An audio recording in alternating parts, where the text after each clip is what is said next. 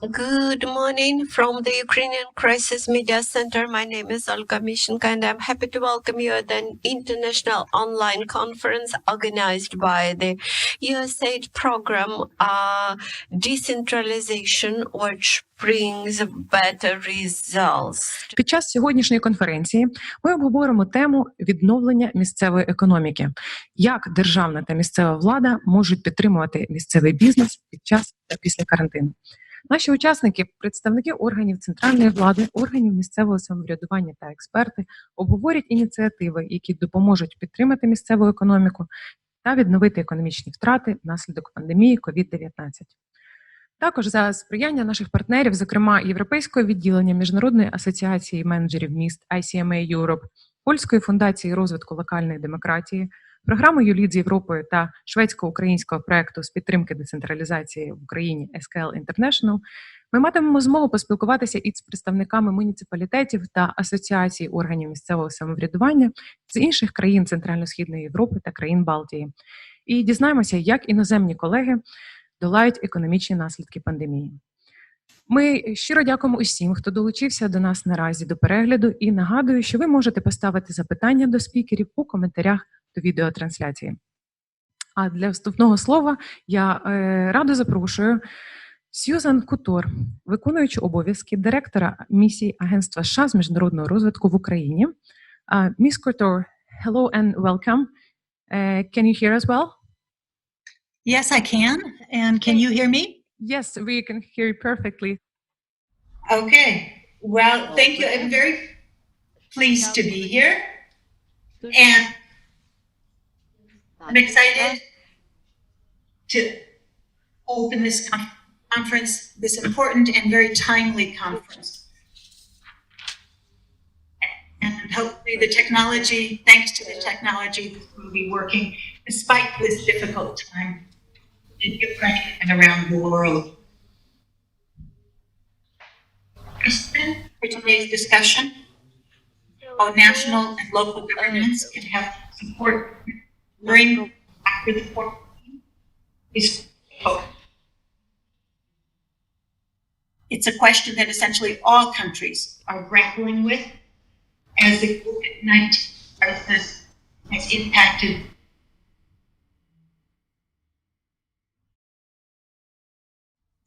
the economic challenge significant. In Ukraine, businesses are shut down, and already an estimated 2 million people have lost their jobs and their sources of income. All of our communities are impacted, which means, of course, that we all have a vested interest in having an open conversation about the challenges we're facing and in sharing creative ideas and best practices about how to address them. Today's conference provides a great platform for just such an exchange of ideas from all over Ukraine and from other countries as well. This conference builds on the work of USAID's DOBRE activity, through which we support the economic development and strengthen the local governance of partner communities across the country. Long before the pandemic, DOBRE provided equipment and technology for online communication to our communities that we work with, and now local leaders are using this technology to work remotely and to stay in touch with their constituents. This technology is also allowing DOBRE to continue to provide online consultations on economic development, and today's conference is just one example. It also enables our partners to communicate with their local and national government counterparts so that they can together plan how to smooth the economic shock caused by the nationwide shutdown and how to create a solid foundation for a post-pandemic economic revival. Today's discussion is timely, but I would say it's just the beginning. The conversation must continue as the COVID-19 crisis will require a long-term collective effort with all the stakeholders that are here today. I believe the right people are here, and the ideas that you generate and the plans that result from this will give all of us a better sense of the road forward. I look forward to today's discussion. I wish you well, stay healthy, and stay safe. Thank you. Thank you, Ms. Couture, for the welcoming remarks.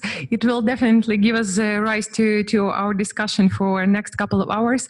May I also use an opportunity and ask you a question? Since the US government has increased support to Ukraine to help to deal with the COVID challenges, can you please tell us a little bit more what kind of support USAID is providing to Ukraine now? Yes. Around the world, the US government is working directly with governments, multilateral organizations, civil society, private sector, to help mitigate the impact of COVID-19. In Ukraine specifically, the US government has committed $9.1 million in health and humanitarian assistance funding to help, again, to mitigate the spread of COVID-19. With this funding, we will be strengthening laboratory systems, providing much needed equipment and supplies, and we will bolster the infection prevention and control efforts in targeted health facilities, and will provide critical hygiene and sanitation assistance, in particular for the most vulnerable conflict-affected populations in Donetsk and Luhansk across both sides of the line of contact. Thank you so much for this valuable information. We are very grateful that you have been here with us today. If you have an opportunity, please continue watching the discussion online.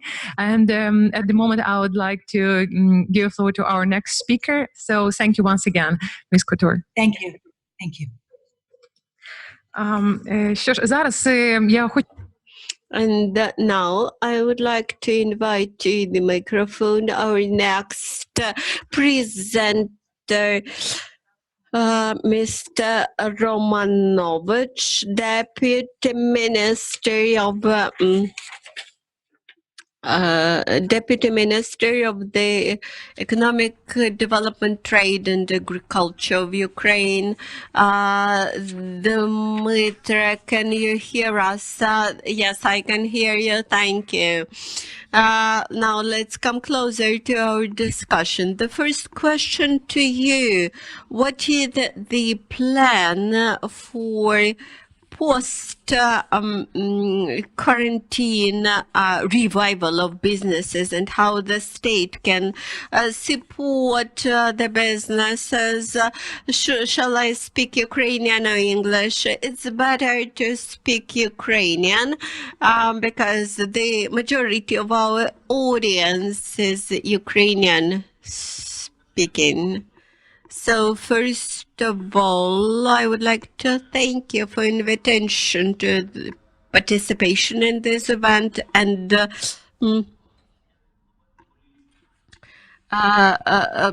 actually these are very topical issues for businesses. Just a few days ago, I presented some criteria what should be satisfied to launch the 5-staged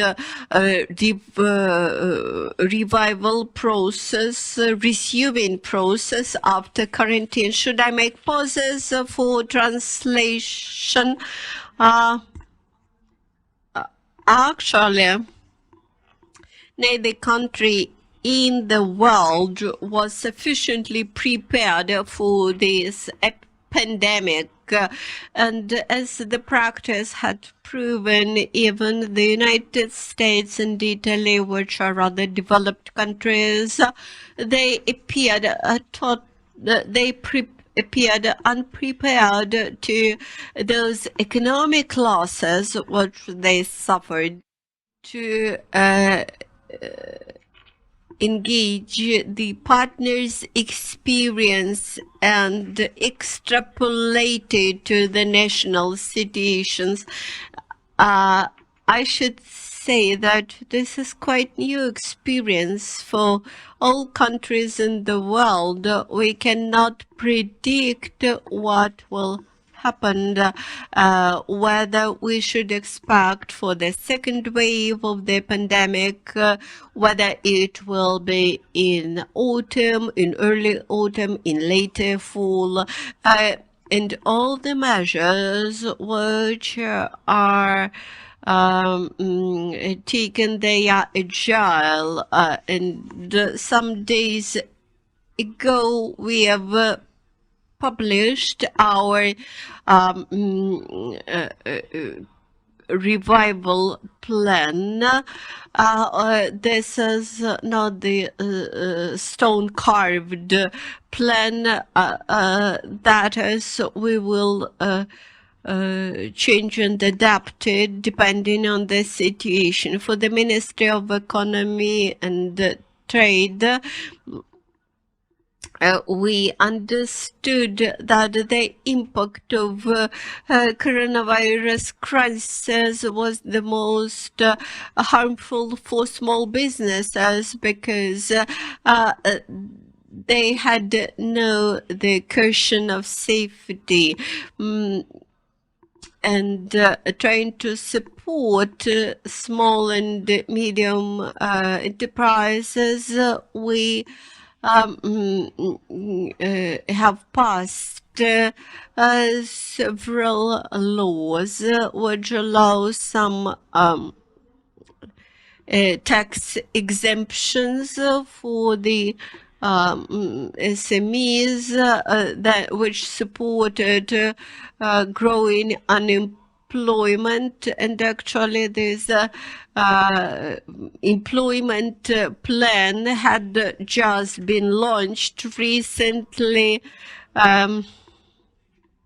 We also cut down the working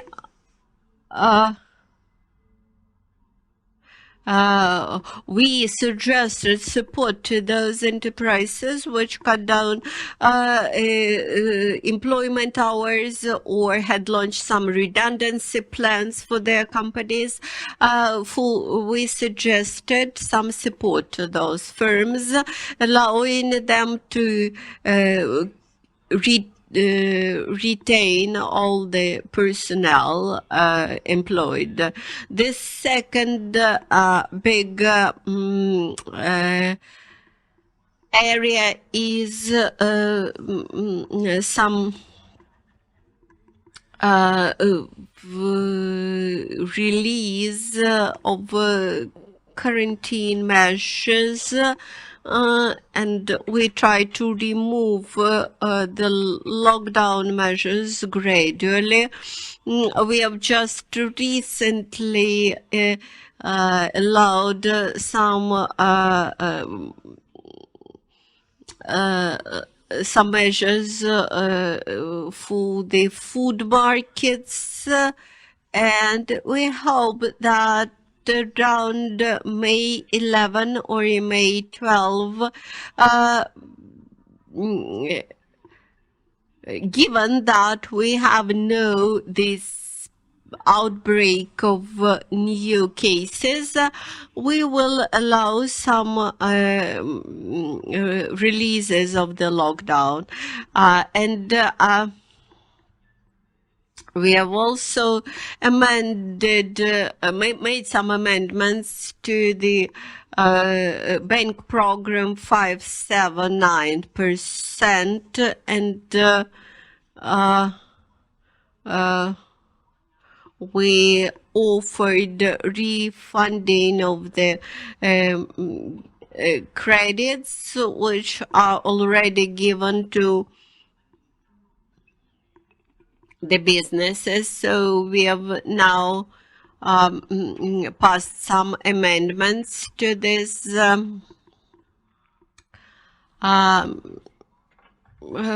program, and we will allow refinancing of the existing loans and refinancing of salaries to be paid to employers, etc. So these are key key measures that will be taken. Then as to the regional needs, in Ukrainian legislation, there was a limitation which did not allow regional programs to get more than one benefit type from the central budget. Now we have removed this limitation in the law number 540, and now the regional authorities which have funds allocated from the regional development fund, etc., they may apply for additional state support, additional support from the central budget for their local businesses. These are amendments that were made recently. Thank you, Dmitry. I would like to ask additional question. What are the measures taken by the ministry to stabilize the economy in the long-term perspective? We cannot speak about long-term measures only in the context of the ministry, because this brings in also the National Bank and other government agencies and ministries. Quite recently, the NBE had considerably cut down the interest rate up to 8%, and there's will drastically increase the liquidity of bank system. We will soon reload the mortgage market and offer some supports for small and medium-sized businesses,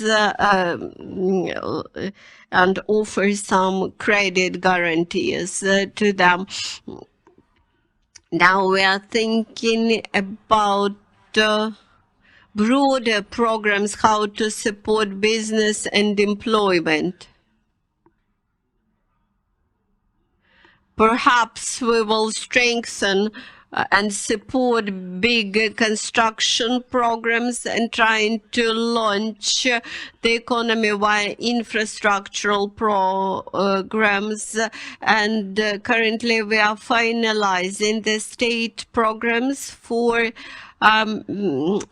employment via infrastructural construction. Now it's not my role to announce, to publish these programs, but currently we are financing the procurement program for SMEs, etc. That is, we will offer broader procurement, state procurement program to SMEs. Thank you, Dmitry. Unfortunately, we do not have more time for this discussion. Thank you for your participation, and stay with us. When we will continue our discussion. Now, I'm happy to invite Yaroslav Zhalila, Deputy Director of the National Institute of Strategic Studies. Good afternoon, Yaroslav. Thank you for joining us. First, we would like to ask you to provide your response to the previous speaker's remarks, and also to provide the opinion of the National Institute of Strategic Research on these programs in the context of the work with the local power. This is really interesting, dear colleagues. And we should get adequate feedback how these plans are implemented. It is really important for us to hear what people do in practice because we work mainly with theory of these things. About the Council of Economic Development and the support it provides. Yes, support is needed to business that face difficult situation. We should support people. But we should also relaunch gradually our economic activity to restore the markets, especially this is about SMEs, and this is a key idea of the smart shutdown, and these results of this program, they were announced, have been announced today. This is not only about measures of support, this is also about creating conditions for these actions. We provide proposals about protocols, about rational instruments that should be implemented at the central level, at the level of the communities, in order to help business, to provide target support for businesses, to provide support of small business and its ability to enter the markets. The situation is more difficult now, and we should help them. And we now discuss this program of support for business during our meetings of the council. And many people who work at the local level, these people, they should understand that they should be active themselves and not to wait for some proposals from the central power. There were some state programs that were cut, and subsidies were cut for amalgamated communities, and also taxes, they should be lowered. People in the community should understand how they can help themselves. So the main, what community should do in order to help local business in these times of shutdown. And agribusiness producers of agricultural produce, they have some problems, and the government announced today that the food markets will be reopened. And we should understand in what conditions they may work. And community should help organize the work of such markets and to organize trade platforms. 200 markets, this is not enough to unblock this problem, because we have small markets. There are many of them. Also, people also sell products in the streets, and this problem should also be addressed. And there are proposals and actions how to sell these products not through the markets but through internet platforms to help sell these products, to provide intermediary support for retail trade. Also, we had ideas concerning local funds and volunteers. Some agricultural produce may be bought and then provided to those people who are in self-isolation or who are in critical situation. Social help should be provided to such people. Also, procurement is important for support of agricultural producers. The next wave and social tension may appear in May, and it will be connected with tourism and recreational businesses. From one side, destinations are closed, and maybe this is an opportunity for local tourism, but there are plantations that will be preserved, and even domestic tourism will be limited. Communities should try to restart this business, and maybe they should provide some transport to safely bring people in tourist destinations. Also, this may be working to create some safe conditions in recreational facilities. And there may be some alternative steps concerning local products production on a national scale. There should be creative approach, and our institute will help in this, and we invite you to cooperate with us to provide ideas concerning a reopening of tourism sector, because this is a really important sector for many communities. We should not forget that communities have such an instrument as a last mile for business. All these communications, routes, local regulations, and communities may support business through these channels and help them to restore after business had such losses. And communities, they should not only support themselves, they should also communicate with others. They should not be isolated. We recommend to cooperate in national programs.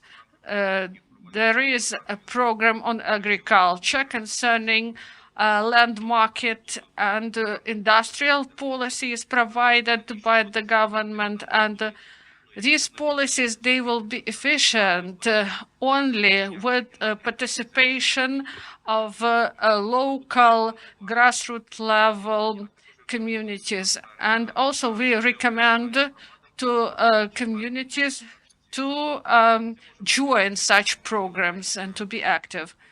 And there should be employment markets, mobility should be increased, investment to territorial development, investment of the communities to local entrepreneurship, for example, investment in energy efficiency, then they may reach broader markets to get funding. Cooperation with power to overcome structural difficulties. There should be proper social policy, there should be compensation for unemployed, and there should be proper cooperation with the center. If the community is included in national policy, they will get better chances to participate in budget programs, and they will be able to get help from international organizations, and they also may attract to reach this epidemiological resistance. Our smart policy is based on the fact that our government expects this second wave, and we should be ready. Both consumers and markets should be ready. And but it is difficult to restore business in such waiting for a bad situation. So for us, it is important not to only reinforce healthcare system, but it is important to treat people, but it is even more important to prevent disease. And then there will be less opportunity for these people to fall ill. And communities should provide help on this. And they should prevent spread of COVID-19 And first, what can be done? These are issues connected with health. This is reconstruction and the development of healthcare centers. And the government says that they believe that only 10% of capacities will be loaded. But before, there were issues how to reduce these capacities. Now we should broaden them.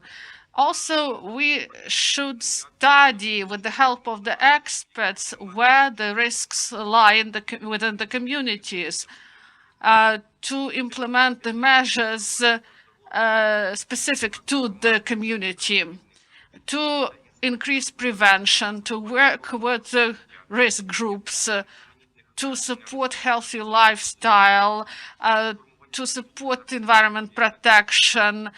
So these are the functions of communities, and communities are responsible for this. And also there are specific risks for the regions, for epidemiological situation in the regions, and localized diseases. And the communities may help to reduce such risks. Also the issue of environment. Bad ecology increases the risks. How to decrease the load? Maybe we should have bigger vehicles and maybe to change some routes in order to prevent crowds in transport. Especially important issue is food product markets, in order not to spread disease. And maybe these and also there should be services, administrative services should be provided in such a way in order to avoid crowds. And also there should be administrative and institutional capabilities to respond to the challenges that may appear. For example, if there will be a need to increase the quarantine measures. So the role of local power is the most important now, and communities, their role is really decisive in restoration of local business. And not only the government is responsible for this. Communities, they should not be isolated. They should get united. They should unite their effort in order to develop. And I will gladly continue my participation in this press conference. Please, if you have questions, please ask me. Thank you for your expert advice. Thank you for staying with us. I believe it will be interesting to hear the examples of local communities that will participate. I believe they will provide answers how they implement these ideas at a local level. Thank you. And we continue. I would like to give the floor to our next speaker, Andris Lebinski, head of Semi-Development Office in the Ministry of Economy, Trade and Agriculture. Andrei, welcome. Good afternoon. I believe you had the opportunity to hear what your colleague, Mr.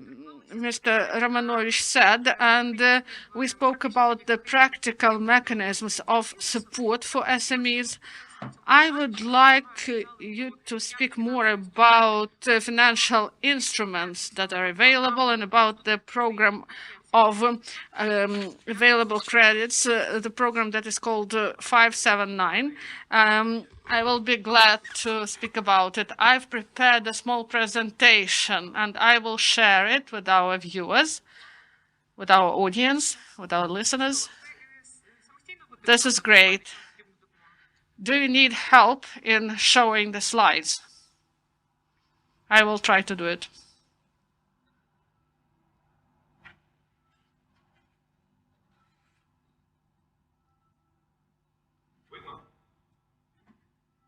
Do you see something? Yeah, we see them. We see it clearly. First of all, several words. Who we are. We are office. We are a development office in the Ministry of Economy, Trade and Agriculture. We are 10 experts. We are financed through Ukr-Business EU project, EB office. And this office, this is a solution that helps the ministry to implement a number of initiatives for business until permanent institution is formed to implement the program of support for business. All those initiatives that we now deal with, they are directed to form the systemic means to develop SMEs at the local and regional levels.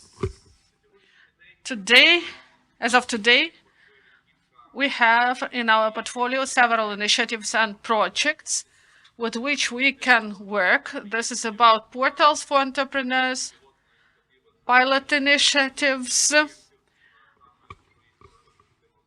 at the bodies of local power.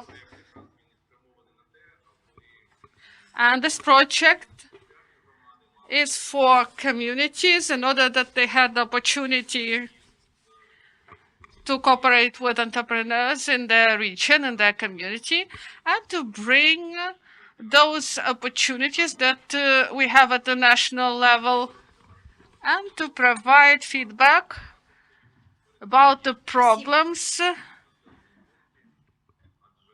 that entrepreneurs have, because usually entrepreneurs do not have opportunity to attend conferences that are organized.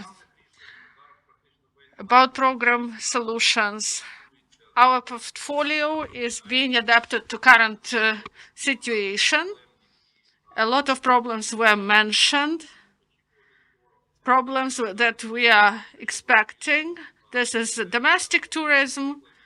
This is one of the examples of those directions of the solutions for the support of business we are working on with our partners within our ministry. About this program, state program of accessible credits, and we have an interesting moment for sharing this program. The matter is, recently, on the 15th of April, changes were introduced to the program, and these days, now they work on the additional measures for the entrepreneurs, because entrepreneurs really need this product and it should be available to entrepreneurs. This program consists of several components. This is about combination of the mechanisms of compensation of the rate and also credit loan guarantees. And we added additional instruments. This is delayed payments of the interest. So the figures concerning the interest, we have new figures. This is not 579, but 3 and 0. And I would like also to speak separately about two new components of the program. And I repeat, we continue to work on this program. That's why you should not go to the bank at the moment. You may apply and wait for consideration of your application, but we are speaking about two components, sub-programs. One of them is directed to provide loans for operating capital for business that now is shut down and they need financial resources. Some things will remain the same. This is the sum of the loan up to 3 million and the term of the loan up to 2 years, and the interest that is proposed is 3%. What is crucial moment, which will influence the success of this program. There's a partial credit guarantees. As of now, the coverage shall amount to 80%, and in recent days, we will coordinate the work of state and private banks to launch practically this program. Because as all of us know that before the pandemic, the banks introduced very high percent and very high interest rates, and it became almost impossible for the businesses to get loans from the banks. Another component to which I would like to draw your attention, and we put our big hopes on this component, even bigger than on the banks, about 5.79%. This is refinancing, allowing loans for and refinancing opportunities for SMEs, and thus to increase financial resources for employment, for operational cost. Then first we will remove the upper limits for such a loan, and we hope that this will revive the economic activity. So this spectrum of initiatives related to increasing access to bank loans is enriched, and you may apply for information about these novelties on our website, on our internet address, which you see here, and we would like to promote this information in the amalgamated local communities and allow SMEs to get better access to funding. Also, I would like to draw your attention to a special information page devoted to the support of SMEs during pandemic, and you see the link here on this slide, and here you may find more advice, more ideas, and ask your questions related to business activities. We have received more than 100 questions on that portal, and actually this is about the possibilities to strengthen business activities, to revive business activities during and after the quarantine, and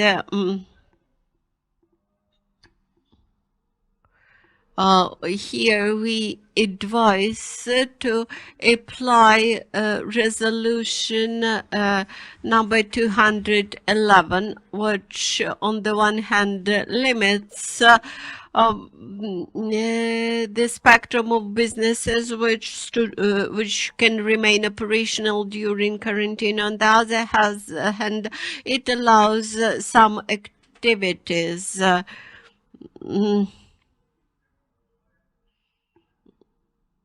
I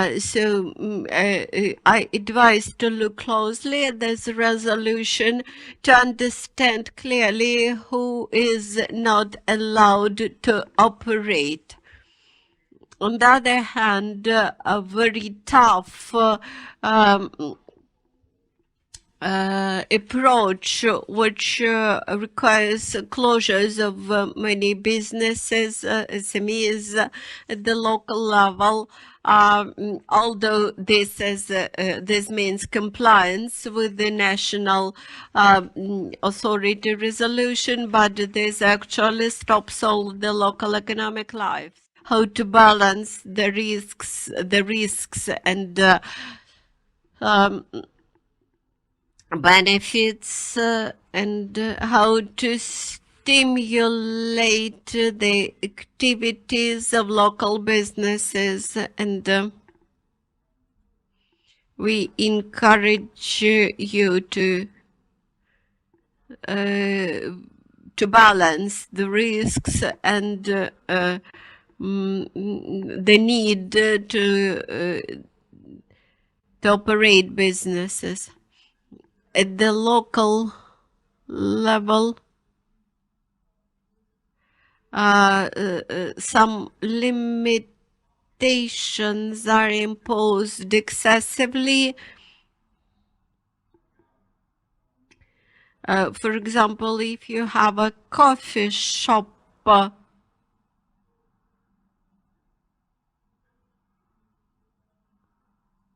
which can work safely under these quarantine measures, and so try to trace back the risks and make it operational. I hope that we will have more and more news every day. I encourage you to keep an eye on our Facebook page, and we are ready to be useful for you during these tough times. Thank you very much. I'm ready to answer your questions. Andrei, thank you for information and your advice for the amalgamated communities. I have received several questions during your presentations, but in my opinion, they would require more broader answers, and upon your permission, we would like to forward these questions to you in writing. Very brief advice. Quite recently, we have added the section on our website describing success stories of businesses who managed to cooperate, who managed to support their business floating during these tough times. So I hope that we will offer more and more advice and information for our clients. Recrediting, whether it is already launched. It will be launched very soon when the amendments will be introduced to contracts between banks and the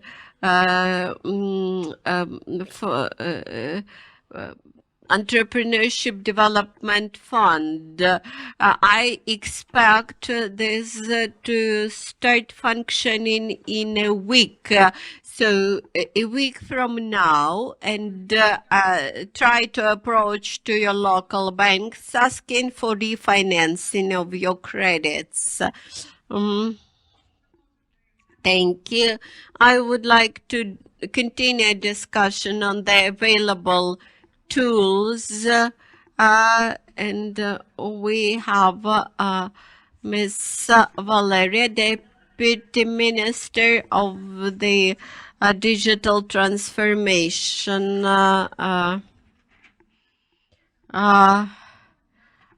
what initiatives of the Digital Transformation Ministry are aiming the support of SMEs? Thank you for your question. I would like to start from the very beginning and provide a short intro intro about the Digital Transformation Ministry. The ministry was established in October last year. We should bring all the administrative services online, then ensure good access to internet everywhere in Ukraine, increase digital literacy of the population up to 1%, and increase the share of those who uses digital services. That these are strategic goals of our ministry, but they also we also have some sub goals. We want to transform the life of society and businesses and make it new. And at this point, we come to the SMEs development in Ukraine. Perhaps you have heard about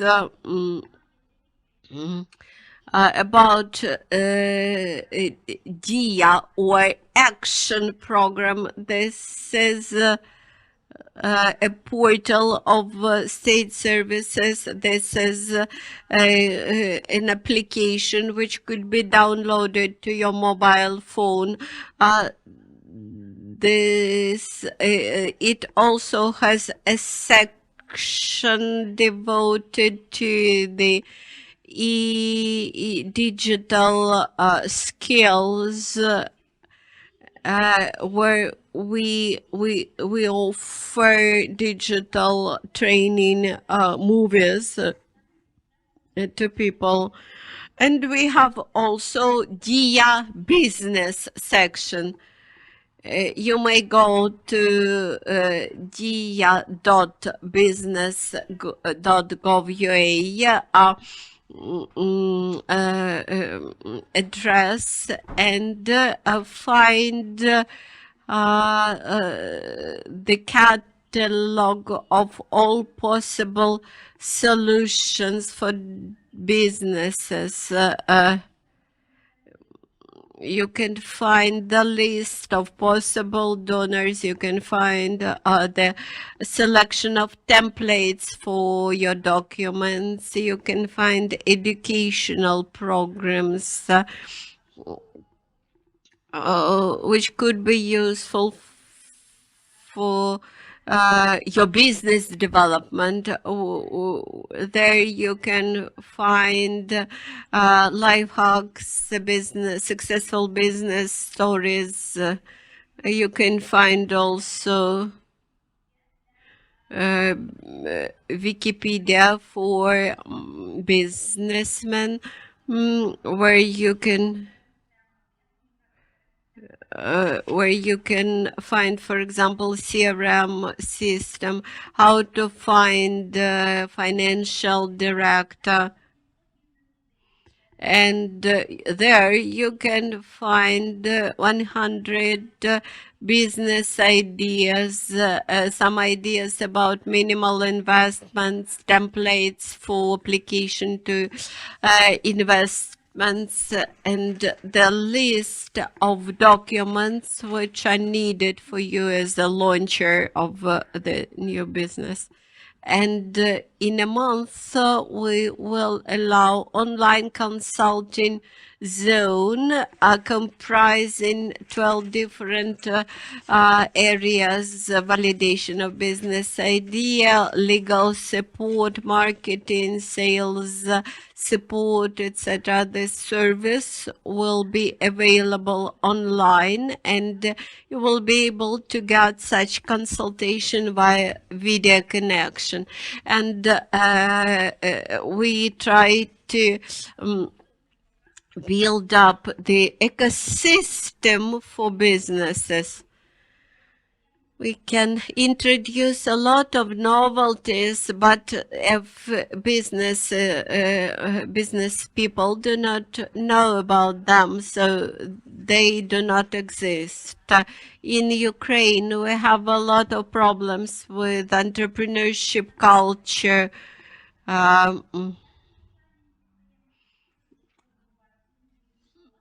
And business schools are not available to many businesses.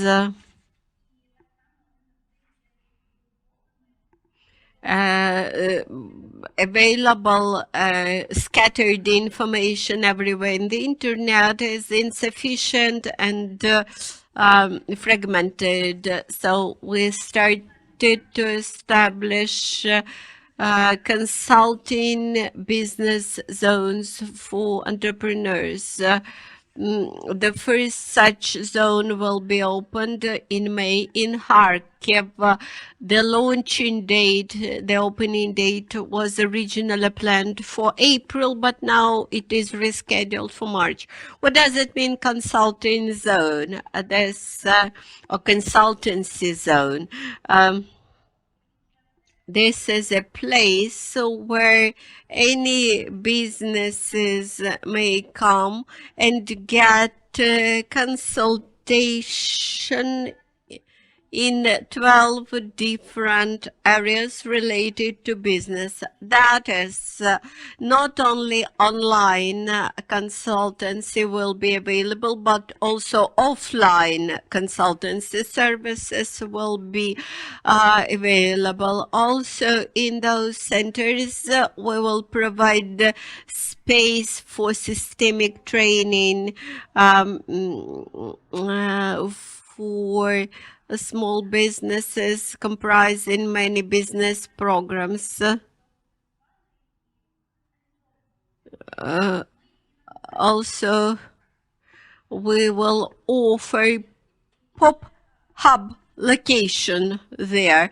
This will be available for those entrepreneurs who have ready products and want to get feedback on this product. That is, you may introduce your product in the consultancy area and get feedback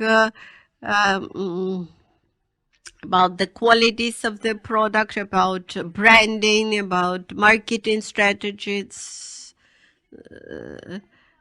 and thus entrepreneurs will be able to get feedback from a focus group, which will allow later to promote this product. Also, we would offer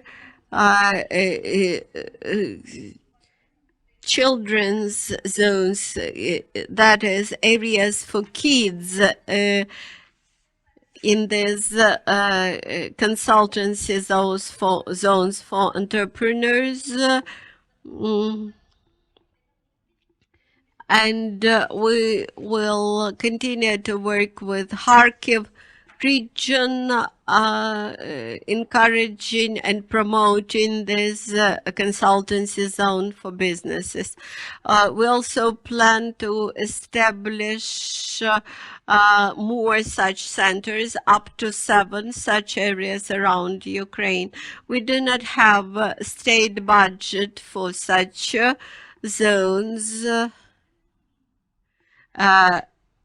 And we are supported by the companies in this project. Today, we will release first information about those business partners who have been supporting us in Kharkiv. Such entrepreneurial consultancy centers should be created in every city, providing opportunities for training, for networking, for business, because networking is crucially important for businesses. There is a book devoted to networking. A community of businessmen is able to strengthen each entrepreneur individually.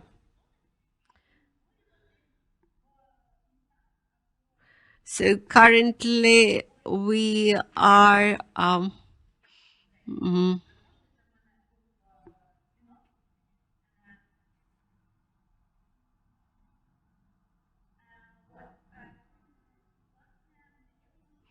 that's why I believe that in some months after opening the first consultancy zone in Kharkiv, we will get feedback for it. Besides that, we plan to improve the functionality of the DIA portal. We plan to have admin access for the regional centers, and in the nearest future we will offer this. Besides that, we will offer online entrepreneurial school on our application. We also have developed entrepreneurship course for high school students and for university students. For high school students, this will be a course available on both online and offline with a teacher. For this project, we envisage also trainings for teachers. As for university student course, it will be slightly different. Also, we will offer online dispute resolution. We will offer some other projects which we currently try to analyze now. Despite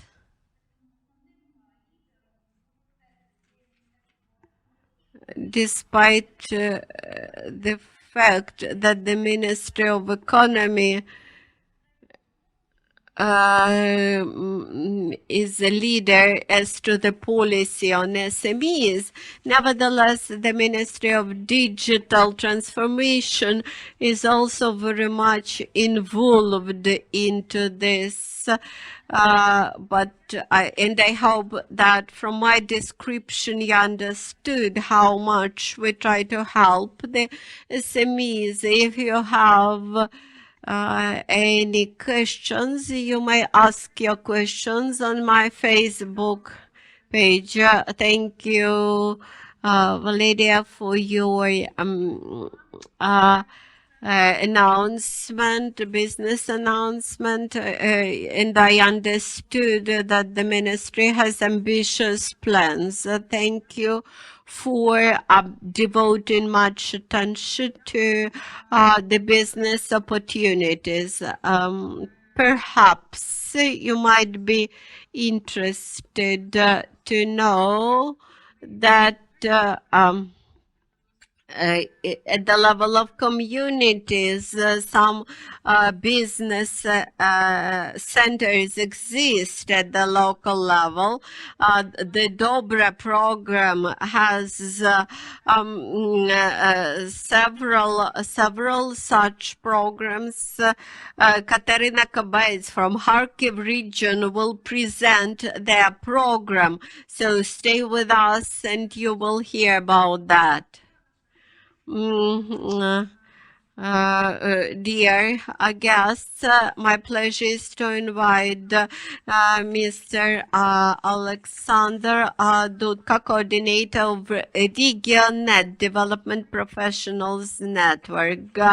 I will add only one small comment that Alexander and his colleagues carried out a survey among the RegionNet users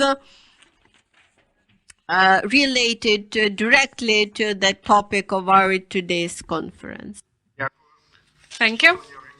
Dear organizers and participants of our international video conference about restoration of local economy, thank you for the opportunity to present the results of our research. I'm a coordinator of RegionNet Development Professionals Network. Also, I am a chief editor of Strategy of Development Journal. And the main thesis of your speech may be published in our journal in May. Now I would like to present my presentation to you to show those results that we got. And then I will tell you more about them. It will be easier for me to tell about them.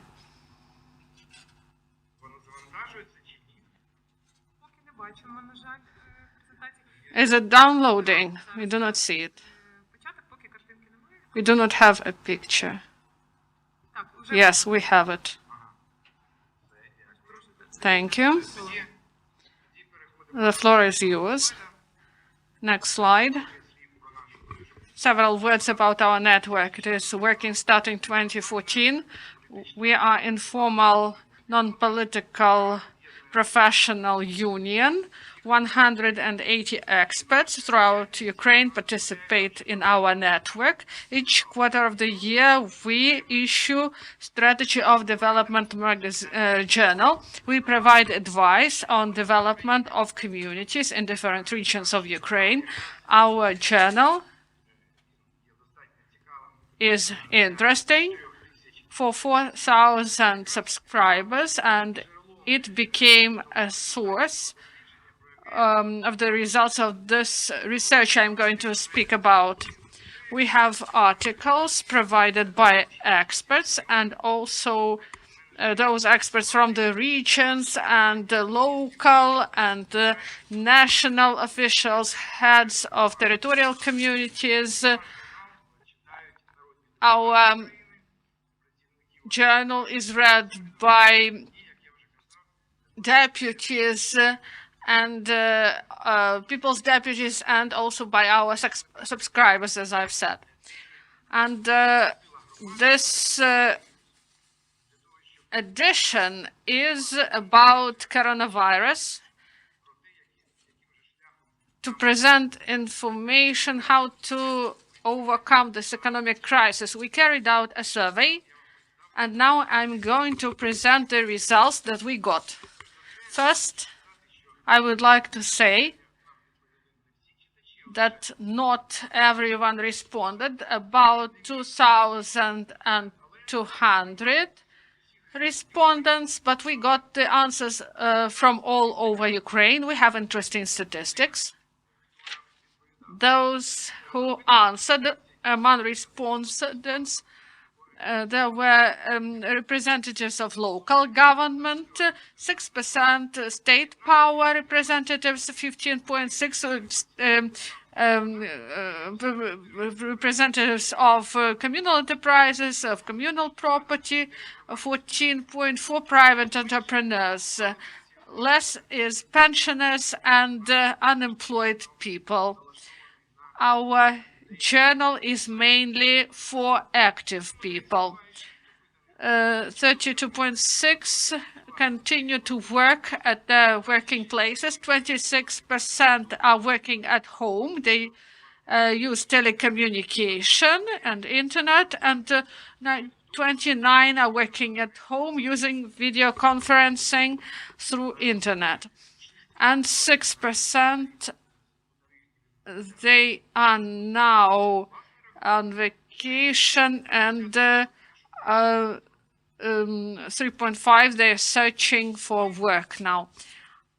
We were trying to find out how today's situation is assessed by our readers, and we asked them, and they answered. 7.1% believe that we should wait for the end of a shutdown when normal life restarts, and only then to raise the issues of entrepreneurship in their communities. But the prevailing majority, 92%, believe that we should not wait the end of shutdown, and we should develop those areas of entrepreneurship that really provides answers to current questions. Also, we asked our respondents one interesting question. Many communities believe that they should take care properly of themselves, and we asked them whether they believe that their community may be self-sufficient and people should buy produce of local producers. So what answer we've got for this? 85% said yes, they support this idea, and 14.7% said no.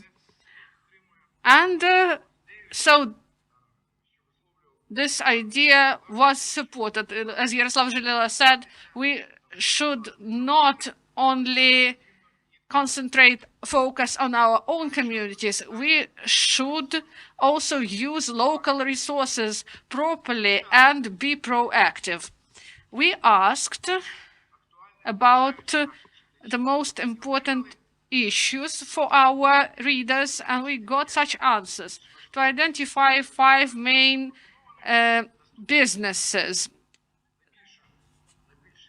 So the biggest percentage, this is production of agricultural produce and processing of agricultural produce. Next, provision of services for bringing goods to homes, and also provide information technology services.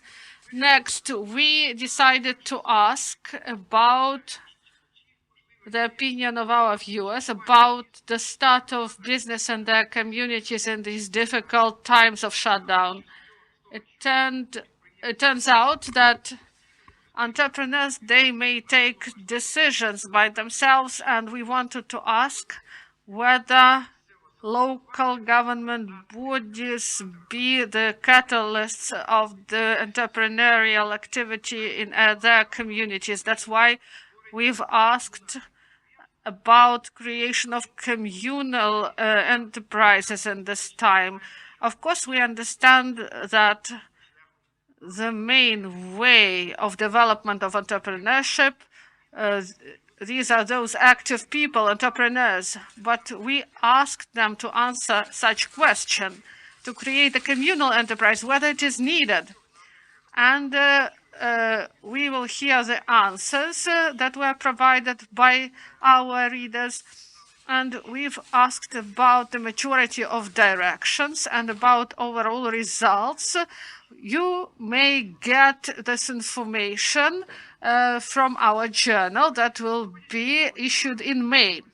Local government bodies, they have real opportunities to create communal enterprises even in times of shutdown because they have more resources. And we asked to assess this in scores from 1 to 10, from 7, 8, 9, and 10, 54% provided this to create such enterprises that would provide services of access to internet and telecommunication in times of shutdown. This is a very important direction, because we should provide for cooperation, distance learning of students, and also to sell local agricultural produce. This is really interesting information, not only for local government bodies, but also for those enterprises who are working in their communities and they see the need that they can meet by their own services. Also, creation of communal enterprises that would provide medical control in the territory of the community, and to provide so-called limitations for the spread of coronavirus in the territory. This raised big support. We got 55% of support from those people who assessed this idea, 7, 8, 9, and 10 scores.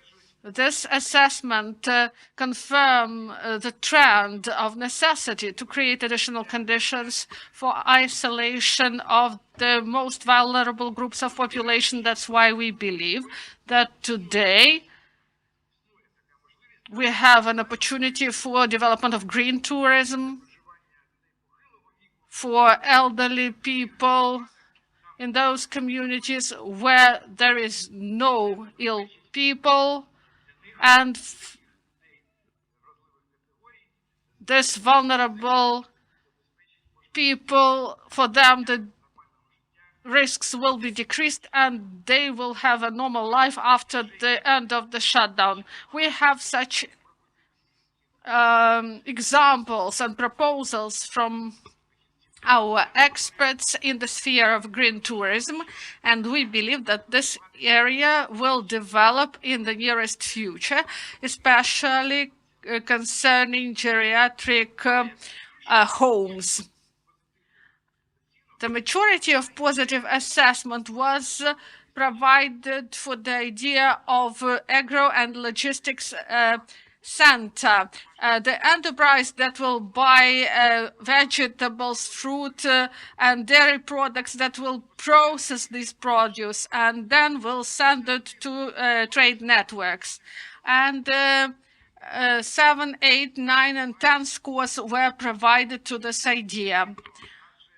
And it is not a coincidence, because logistical center will be able to help bring produce and to people, and this will provide high quality.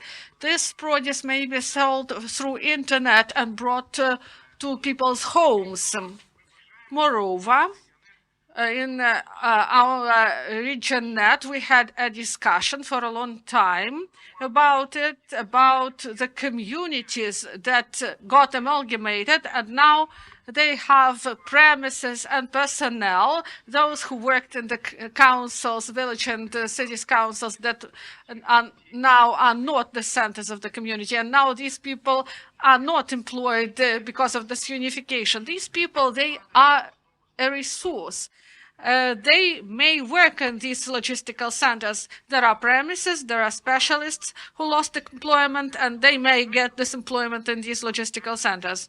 And we know that a lot of our people, they rely on their own produce that they produce themselves.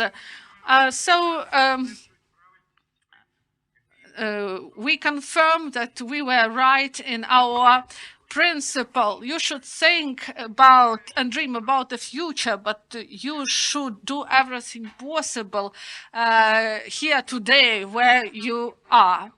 Thank you very much for these results of research, and we are really interested in the opinion of RegionNet network.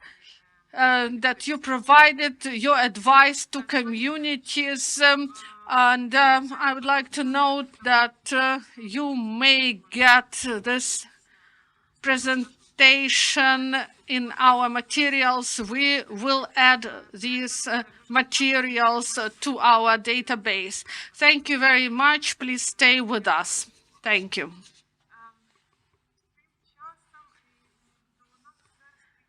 So now we are joined by Yaroslav Ruchyshin, People's Deputy of Ukraine, Secretary of the Verkhovna Rada on Economic Development. You are given the floor. Yaroslav, greetings. Thank you for joining us. I know that recently you had online communication with the people and you were able to speak directly with entrepreneurs and you've discussed their problems, and now we are speaking about these issues during our press conference. You have a big entrepreneurial experience and we are interested in your view what business needs and how we can help the business. Good afternoon, ladies and gentlemen. Unfortunately, I cannot reflect on the previous ideas expressed during your conference because I have just finished my meetings with my voters. Speaking about the business problems today, we should start from the macro level, from international level. As you can see what's going on with oils prices around the world, and for big companies this drop in production means actually the fact that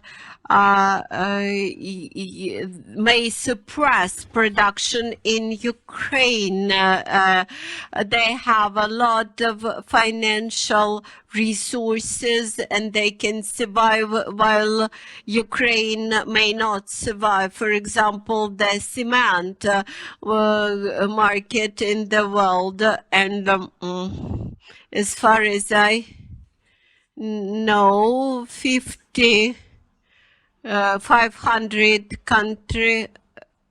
countries have passed the decisions that based on force majeure, they introduce protectionist measures in their economies.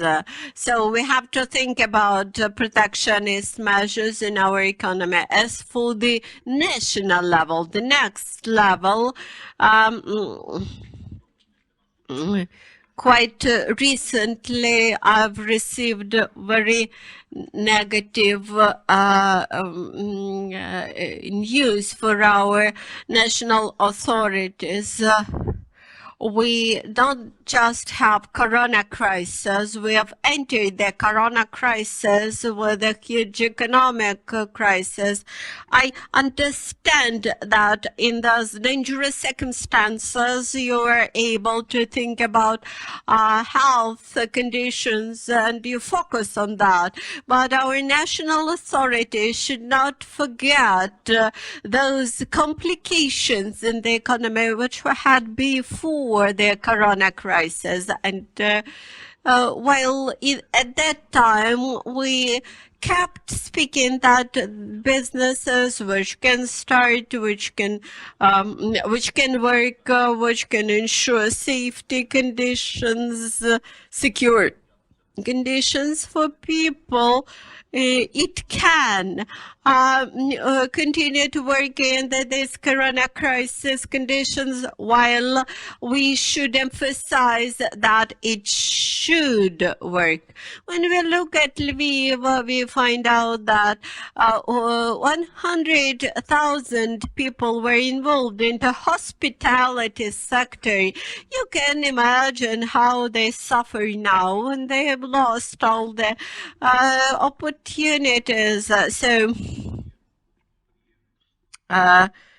If entrepreneurs can ensure security for the workers, those enterprises should continue to work. Let us look at the Employment Service Foundation. Besides registration of the labor migrants, they could approach the businesses and provide advice about safe labor conditions, maybe help with delivery of masks, maybe help with the better labor conditions, because when we observe our enterprises locked down, we will very soon find out that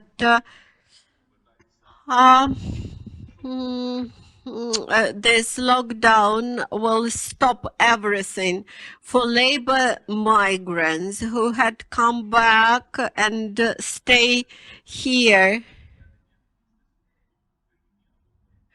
Let us look at them.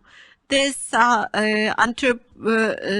innovative, these are industrious people who were not happy with Ukrainian business conditions and had left Ukraine in the past.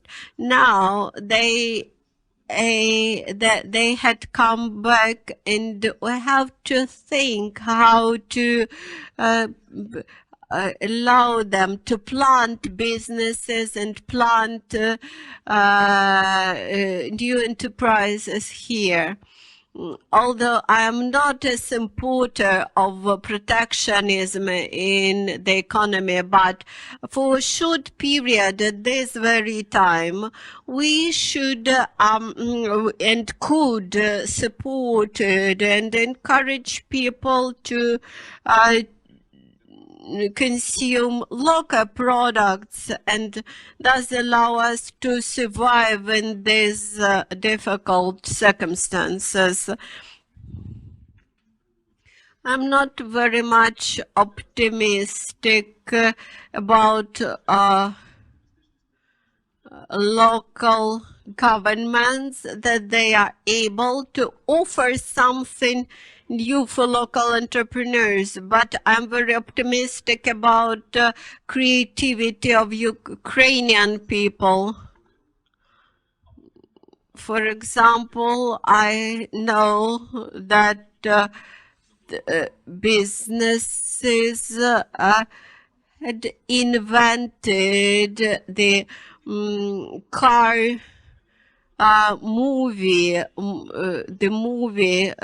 the cinema theater where you can come by car, but our cabinet of ministers has prohibited that. I do not understand that. The business had found this way out, while the governments try to impose a ban. Why the cabinet of ministers should be involved into into this. This should be given to the local level, and this is true about all the in local initiatives. So my idea is that we should not forget about economic crisis in Ukraine and changes at the global level in economic situation stimulate us to take a fresh view on our local economic situation. I would like to offer for your comments such a statement. We have many local government members as our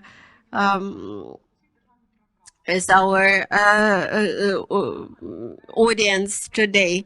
And for example, Maria wrote that our local communities are ready to cooperate with the state, but currently the state is withdrawing funds from local communities, which will not promote further work.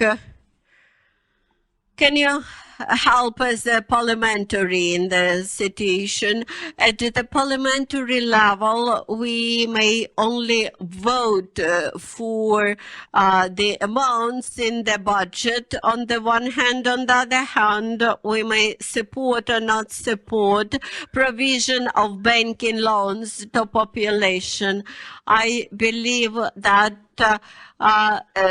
following the subsidiarity principle, as many funds as possible should be transferred to the local level. Excessive centralization in funds could become harmful for the local level. We have sufficient level of knowledge at the local level.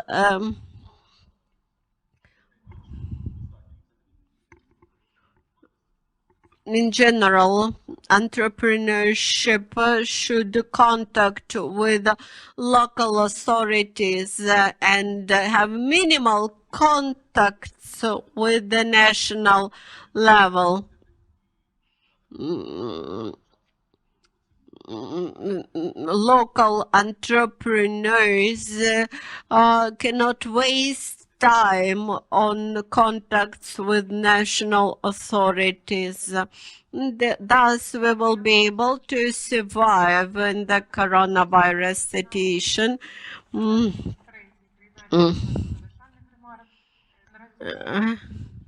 Thank you for your participation. Now we can come back to our conference participants, and we have Mr. Robert Jarkovsky, Director of Foundation for Support of Local Democracy in Szczecin in Poland. Robert, Mr. Jarkovsky, I'm happy to see you. We are waiting for your presentation. We can see your presentation. Please start. Once again, welcome to all the participants. I'm a representative of the Foundation for Support of Local Democracy. This is one of the biggest organizations in Poland, which has been functioning for 30 years and cooperates with all the local authorities and portrait. We have contacts at the national level and at the international level. So how to support SMEs, how to assist local businesses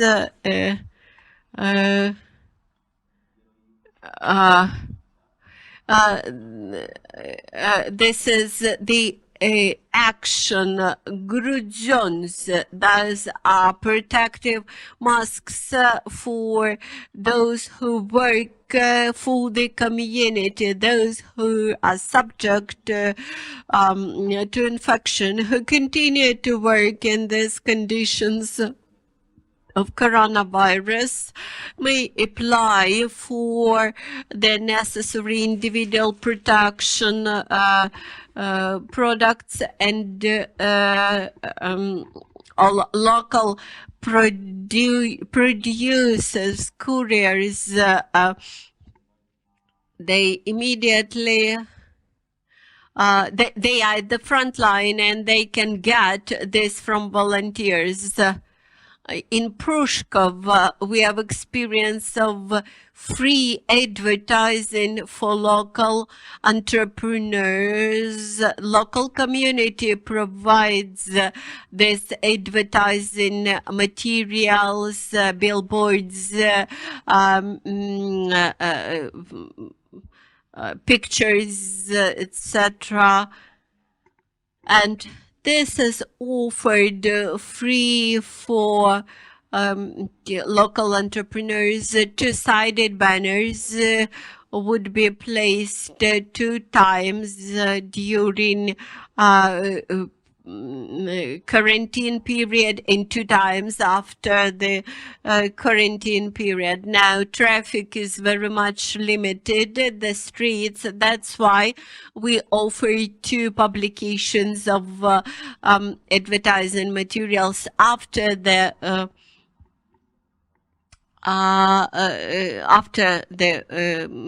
quarantine. Community DOBRE had procured banner spaces from local company, and also it sponsored production of the protective masks. In Częstochowa, the local community spreads a so-called program of advanced services. It is called Let Us Rescue Local Entrepreneurs, and they offer financial support to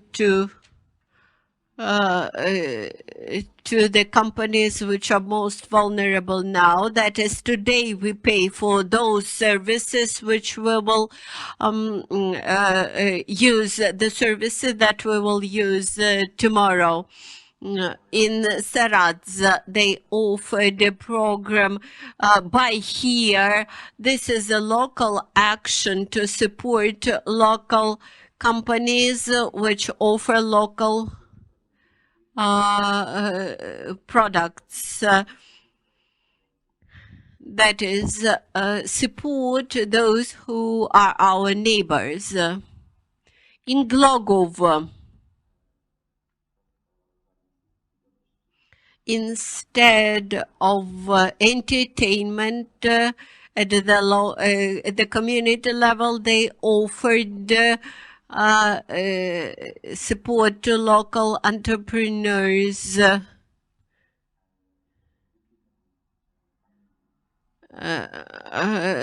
The local community rejected from organization of municipal events, and local mayor had planned to direct all these financial resources for restoration of local infrastructure like pavements, local suppliers, local companies.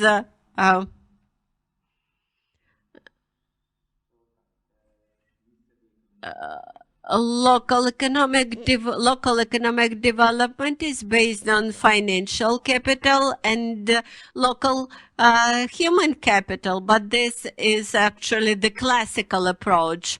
While now in these tough times, we have found out that the most important is social capital. It's indigenous factors.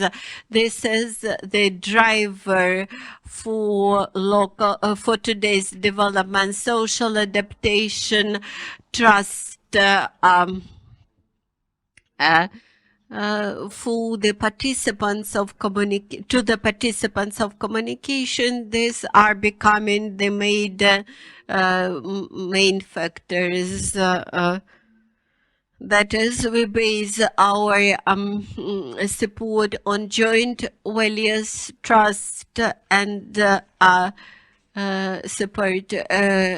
Not only what we do is important, it is important how people perceive what we do.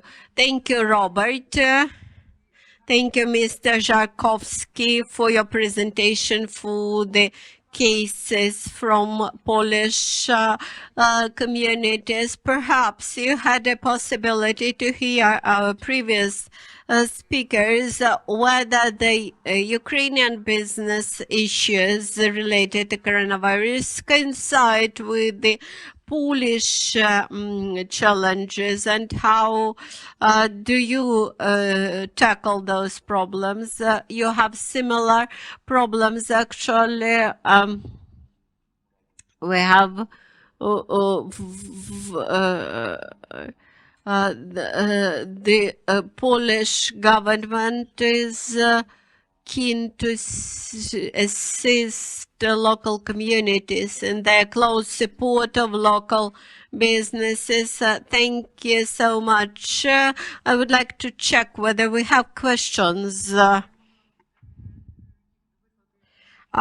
Yes, we have some questions. Perhaps I will provide them to you in writing and you will answer in writing. Thank you so much. Thank you for your presentation.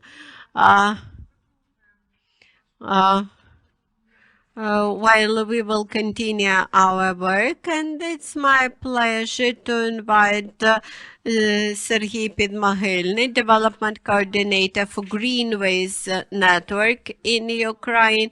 Let us discuss prospects for the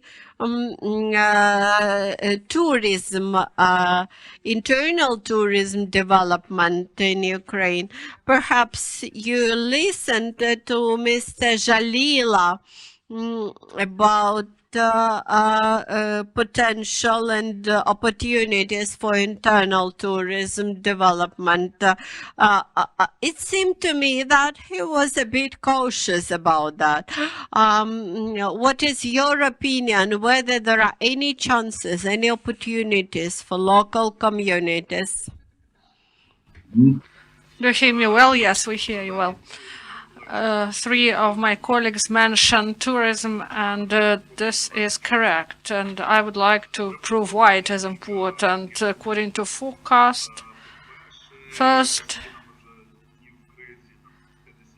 we are 15 days in quarantine during this time. Parallel with our conference, we have 2 or 3 thematic tourism conference in Chernigov and Cherkasy. And nearly each day there are meetings of hotel tourism and mixed experts meetings. They are held and people share their experience. The first I wanted to say about forecast. No one knows what will happen. Everything that is discussed now, these are just expectations based on some experience of some crises we've survived. And we have some benefit because we have a lot of experience. About forecasts, we understand that domestic tourism, it will develop, and this is not about actions of power and local power. We understand that the borders will be closed, and during 2 or 3 years, we will face the similar situation that we had in 2014, 2015, and 2016. Ukrainians at that time started to travel around their own country, and we face the same period when domestic tourism will develop. And I believe that for communities, this is a good chance for development. And I said this in 2014 and 2015. This previous military crisis we had, we didn't learn our lessons. Tourists came here, but tourism market, it didn't improve significantly. Quality was not increased significantly. And my message is this crisis should be used in order to improve infrastructure. We have time. We will serve our tourists, and our tourists, they are like all other tourists, and they have now higher expectations from the industry. We should provide quality infrastructure, and there should be quality of hotels and transport. All this should be improved. We should bring them to a higher level. It is important to understand that the behavior of tourists will change. The economic capacity will be less. Tourists will become poorer. They will search for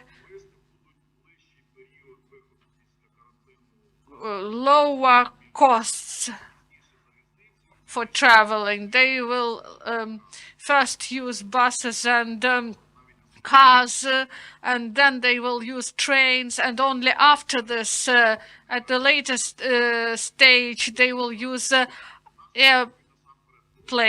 First, there will be short trips by car within the oblasts, later to adjacent oblasts, and then 500 kilometers distance, and then they will go all around Ukraine. And there will be weekend short travels, and majority of our colleagues, they speak about tourism in the cities, but I believe that it's time for rural tourism, to develop new destinations. We understand that urban tourism, they have better infrastructure, it will revive, and one more important destination that will revive soon, this is going to the seaside, because this is connected with nature and health, and this will be really important. Also, summer vacations for kids. There are some concerns concerning safety and opportunity to get prepared for groups of children. Also, recreation in national parks. We have 53 national parks and national and regional parks, and the number of people who travel will increase, those who spend nights in tents, and tourists would like to have the health restored, because it is difficult to stay indoors. People would like to go to the forests, and in Poland and in Estonia, in other countries, this is successfully used. Unfortunately, we do not have this activity organized, and we should overcome this crisis and get prepared to grow our tourism much higher than we have it now. And also the issue of safety. This is issue number one. Hygiene is important. In the nearest future, this issue of hygiene will be persistent, and also there should be safety of travel. For business, it is important to adapt to current conditions. I understand that this is not easy. I won't take much time. My colleagues in tourism market, in hotel market, they elaborated clear requirements, and they addressed local and national government. This should be also considered by the people's deputies, but they do not consider this issue in the way they should. And the power does not pay enough attention to tourism. That's why business, tourism business, they try to cooperate more with the power at the local level. And we should adapt our tourism products and goods in accordance with current security and safety situation, and to provide services to target audience. Each product has its audience. Corporate, family, tourism, they have different expectations, and the product should be adapted to a target group. Right communication is important for the tourists, and this is really important. We should explain this to people. We elaborated a plan. We changed a product. We have a communication plan that was updated, and I believe that our messages to our clients, they will quickly help us to return this flow of clients. Our products should not be banal. I believe we should also provide rural tourism, ecotourism, and this should be added to other activities. For example, it may be added to farming activities. And there may be adjacent services, there may be rent of kayaks or bikes, and in Ukraine we lack such services in the market. Also innovative things in the communities. For example, campings. In any developed country, they have campings. In Ukraine, we lack them. We have less than 10 of such premises, and in Ukraine we have only one example of glamping. This is the innovative form of tourism. Also, we should create partnerships, clusters, different associations. We form with our colleagues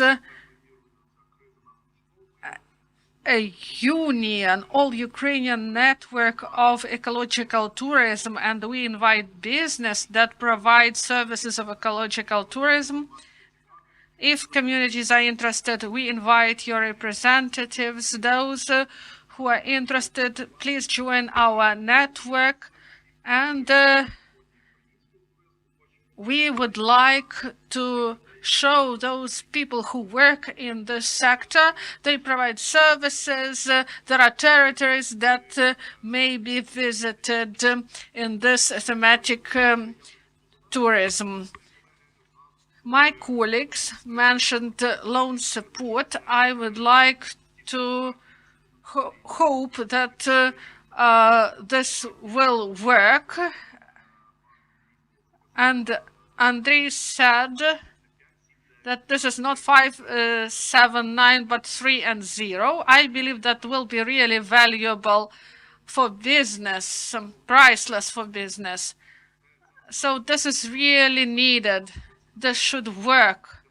It should not be only on paper, because in the Ukrainian situation, often they write it down in a good way, but often these things are not implemented. Also, there should be a real support. We should study Belarus experience of 2006. They launched rural tourism. They provided the loan support from the state up to $20,000 for 10 years. And there was a successful project. It is still ongoing. And Belarus agro-tourism is, this is more than 2,002 households that accept tourists and provide products, and we are lagging behind this country concerning rural tourism, and now we have opportunity to do this. So also environment was mentioned. If we are speaking about tourism and rural tourism, that it has a chance, and parallel there are some environmental problems, and then this tourism is ruined if environment is suffering, because rivers, riversides, we should take care of them, because big agrarian monsters, they bring a lot of profit, but nature is ruining, and if nature is ruined, then tourism won't develop. And we should preserve our nature, because rural tourism is based on nature and its preservation, and we may use this experience really quickly. Thank you. Sergey, thank you so much. Thank you for your detailed expert review and even advice to the business operators, tourist business operators. And now let us continue with the topic of tourism. And I'm happy to invite Mr. Radim Rauchem from Český Krumlov in Czech Republic. I'd like to mention that you have contributed to our previous conference and mentioned that your city of Český Krumlov, as a major tourist attraction in Czechia, is struggling from the lack of revenues from tourism and hospitality industry due to quarantine. So has it changed since our last talk? And what is your tools or even strategy for resolving this issue? Well, I'm very happy that even the voice of the local governments can be heard here, because those are the ones that come into direct contact with the citizens. But it's not easy to speak after my predecessors, because they have said very much of what every one of us has to deal with. So thank you guys for making me very short. So I think you'll be happy with that.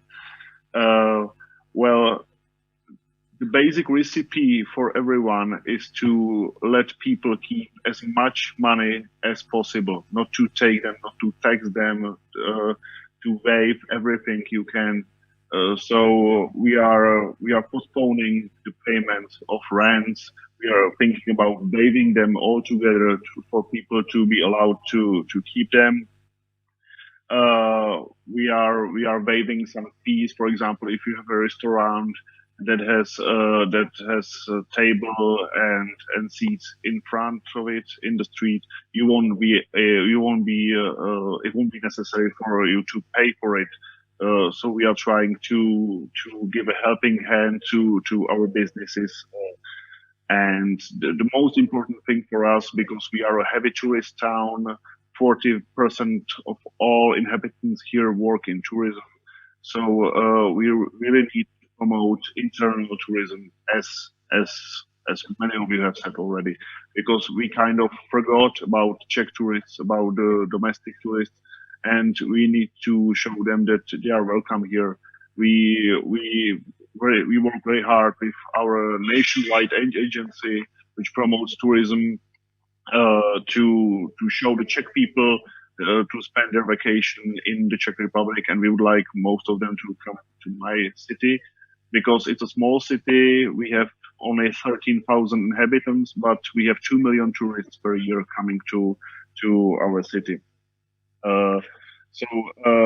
We try to bring people in. We are planning to organize social events, concerts. We very much like to promote cooperation with our tourist towns and places, so people have opportunity or reason to stay longer in the area. And I think we all face similar challenges and are going to solve them in a similar way. We are now counting our losses.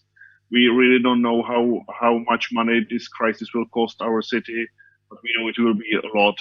And when we have a clear idea, we'll know what we can afford more to offer more to the people and to the businesses.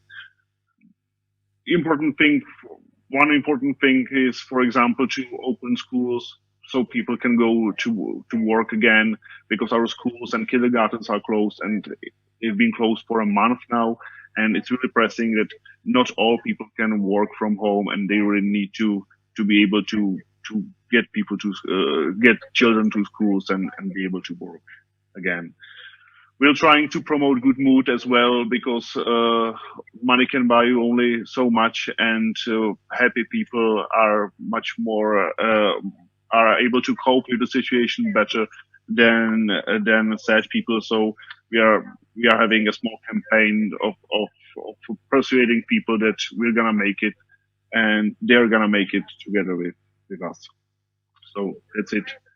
So let the people keep as much money as they have. Don't force them to give them to you, and try to promote your place for tourists to come to your city. That's the plan we have. Thank you for sharing with us these remarks. And I also like to ask you, well, since yesterday, as far as I know, the government of Czech Republic lifted some of the COVID restrictions, or just loosened a bit the lockdown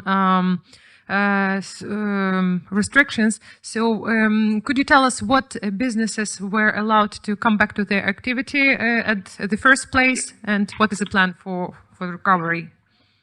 Since yesterday, all businesses which are smaller than 2,500 square meters are allowed to open, excluding the big shopping malls. They will be closed for another 2 weeks. So the business can start booming again, but we need customers to come to them. So it's easy. Now we have the tools, but we like the people to spend money there.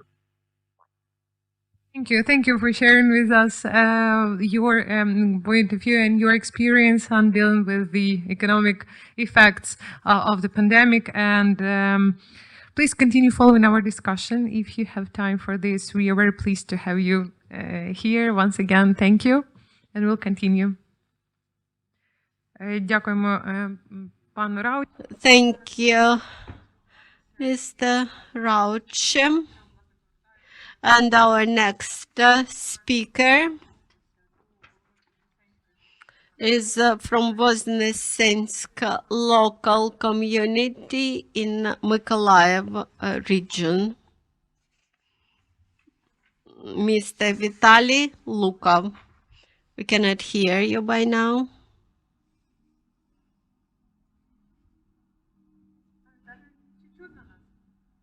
Can you hear us? Can you hear?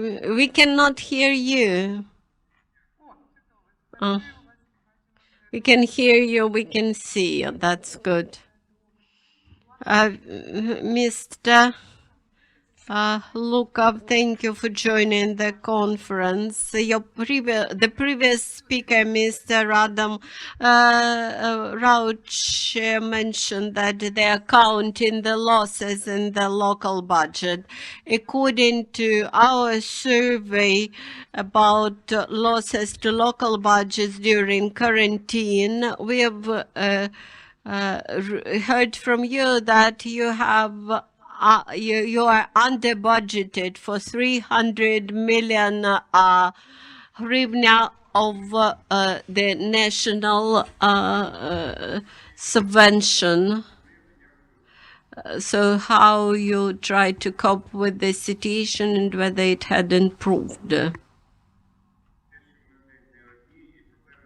Of course, this is the problem for all the local communities. I would like to thank to the partners who participate in this conference today. We are approaching actually to the critical figure in our revenues. We will have 12% of, or even up to 15% of non-implementation of the local budget.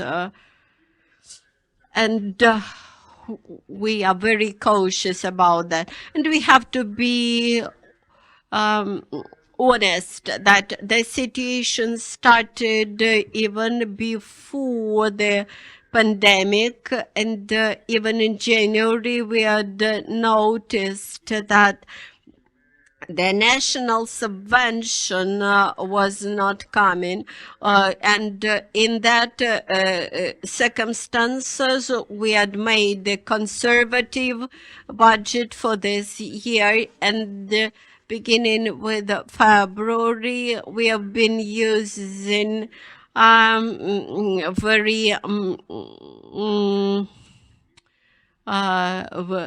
cautiously the money that we had been receiving.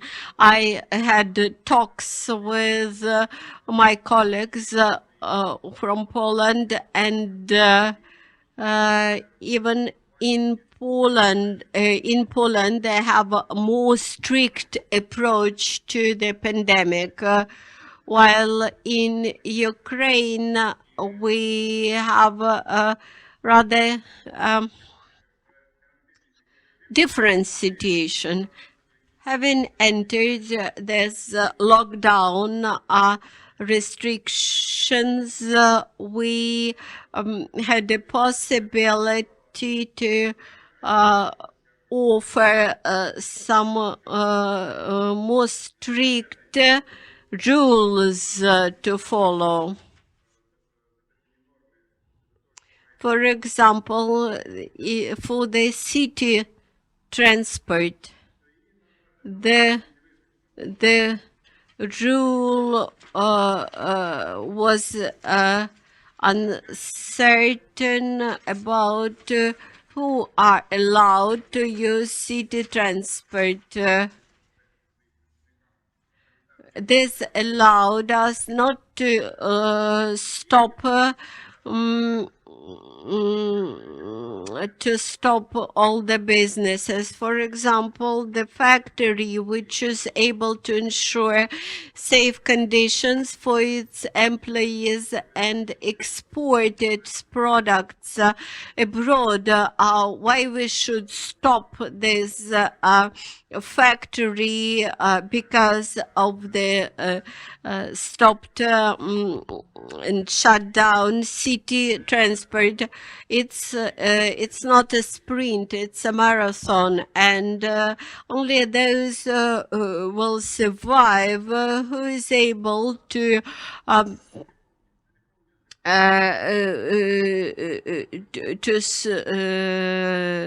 allocate correctly all the forces.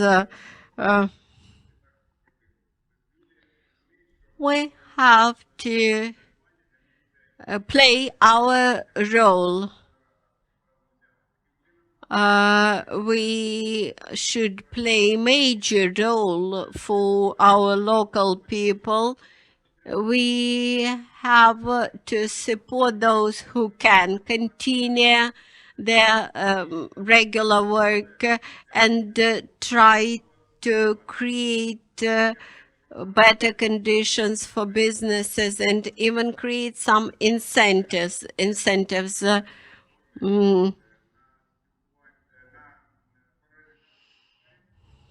We have created 2 platforms for sales of local produce. For example, we have online platform for sales of early vegetables. But of course, this do not resolve the problems of small farmers, but totally. But nevertheless, this helps them. And on March 26, we applied to the government about 3.57% interest rates loans, and for the refinancing of the loans which were taken by small farmers in a recent past. Unfortunately, for many people, this had become crucial, and we hope that our position expressed at the governmental level in late March allowed the government to introduce this novelty and to help to that sector of Ukrainian society which does not apply for governmental support in these difficult circumstances. Thank you, Vitaly. I have got a question which I would like to ask you. The question: after quarantine, many people are thinking to go to local communities, having quit Kiev, and whether local communities are willing to accept these newcomers from Kiev. We had been thinking about the strategy, how to increase the comfort in our city and provide as much comfortable life for local residents. In our city, we can offer very good conditions. We have very good quality of potable water. We are not far from Odessa. We are not far from Mykolaiv. We are very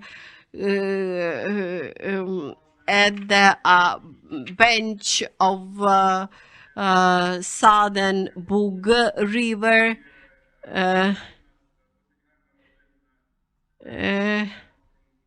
And we have good healthcare infrastructure.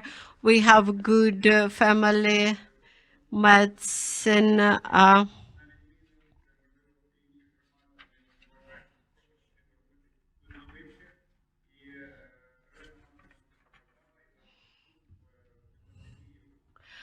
In these conditions of pandemic, we proved that our family medicine is rather capable. We have the swimming pool, we have good natural parks. That is our strategy, our local strategy provides for hospitality to those who would like to come to our local community. This is a possibility for those who may come to work from Mykolaiv region. We are safe and flourishing environment. We are a good environment for life.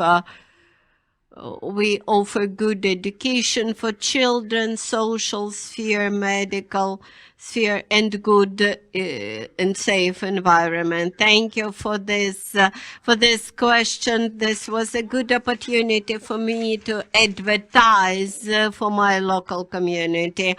Thank you for your promotion. Let us think how to promote your local community and think about investments and how to preserve the optimistic attitudes, how to ensure sustainable development.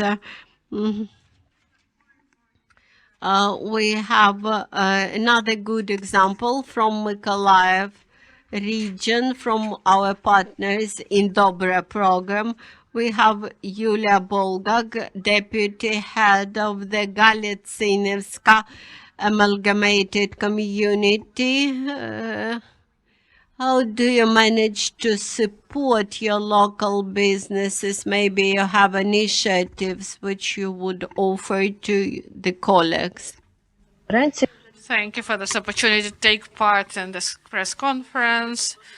I noted the points that were discussed about the development of tourism, including rural tourism. I would like to share with you about our activities, and I hope that our positive experience will be of use for other communities. At the moment in our community, we've created online community in Viber to promote the products of local producers. This platform was created by the village council. When quarantine was introduced, we had to respond quickly.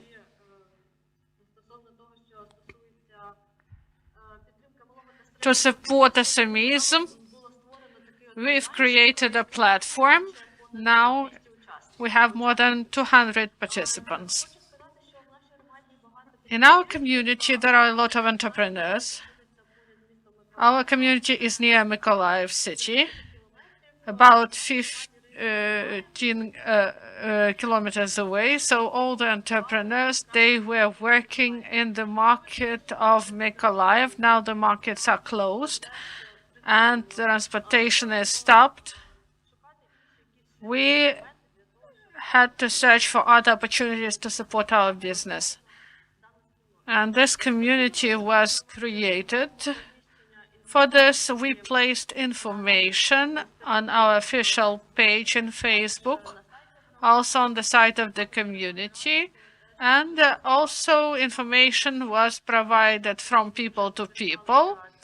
Those who used this opportunity, they started to provide this information to the members of the community, and thus new participants added to the platform. During this time, more than 800 announcements were published. This is about selling fruit, vegetables, dairy products. Also, there were requests, about 20 requests from people for different products. Half of requests were provided with answers at once. Some requests remained without answer. This is about rent. This is connected with the fact that in our community there is lack of such opportunities. Also, this platform becomes additional instrument for different types of announcements, including, for example, local snail farm. This platform also is a good instrument for additional announcements. For example, local snail farm provided an announcement concerning additional employment. Also about development of the territory. During quarantine, there were some announcements on this about moderation of the platform and its further development. I would like to say that there are no special conditions on this. Do you hear me? There is some delay. Maybe you should turn off the video, but now we have okay connection. When we launched this platform, there were no special conditions on publication, but as moderator, I thought that some sent non-essential information, non-essential photos. So we asked to send one photo and a short description and contacts. This was done in order not to overload the platform, not to provide spam, to be useful for our clients. Also, this community should be placed on the site.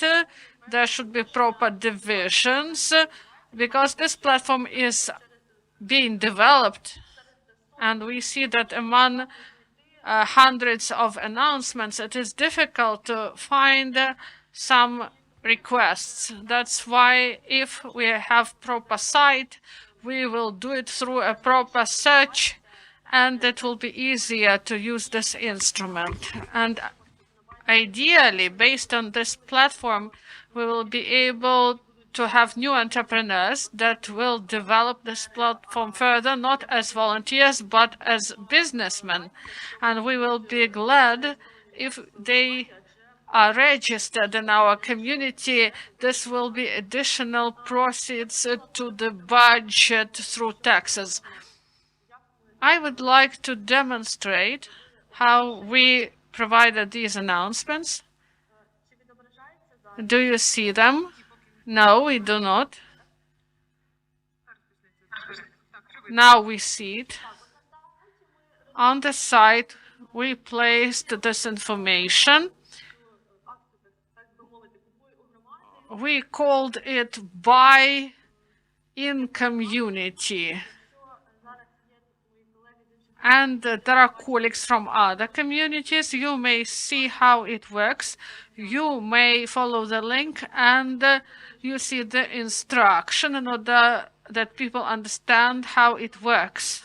I would like to demonstrate how it works, how to use this platform, how this platform looks. Do you see it? Maybe we have some downloading, but we do not see anything, just a black screen. Here you may see 219 participants. Then there is an announcement for the new participants. Unfortunately, we do not see it. There is no picture. You may provide this information to us and we will add it to our materials, and then our viewers will be able to see this material. Also, there is an announcement on our page. We do not see it. Okay. So if you need additional information, if you would like to know how it all works, please, you may contact us. You may phone us or write to us, and we will be glad to be useful for you. Viktor Bandaruk asks whether you have an administrator of your platform. At the moment, I am a moderator of this platform. Please tell us about how you are going to support your potential new entrepreneurs. Does your community think about it, about the incentives for this?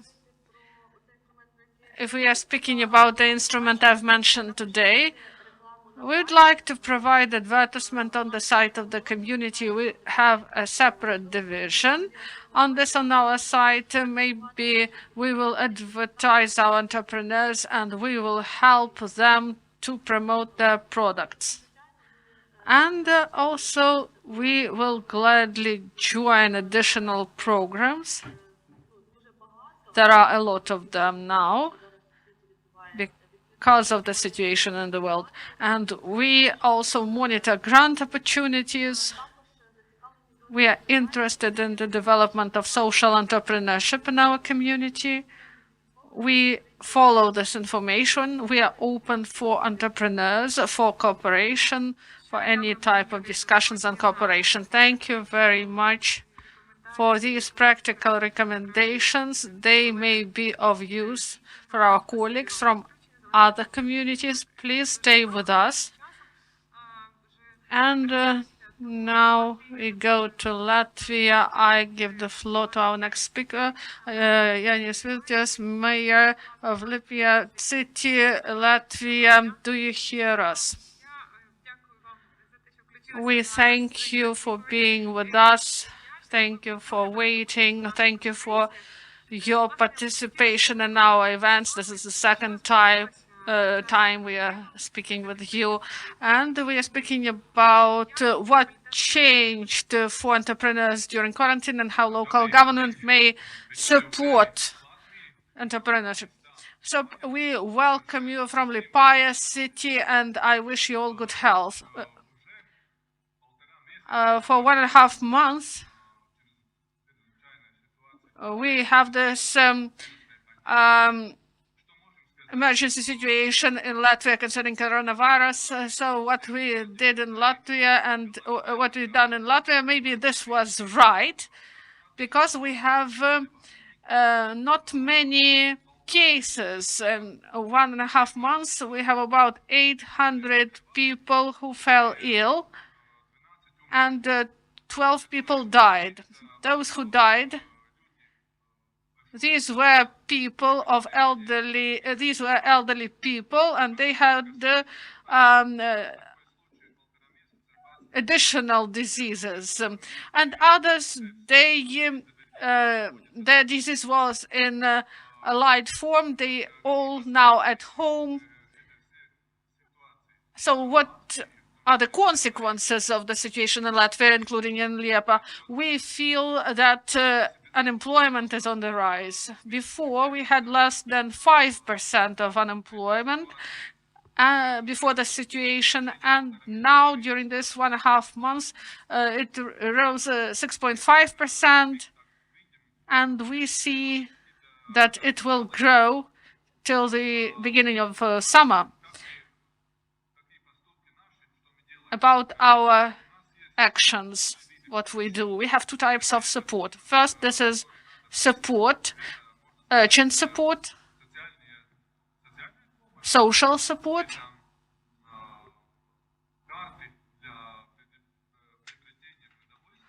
So this is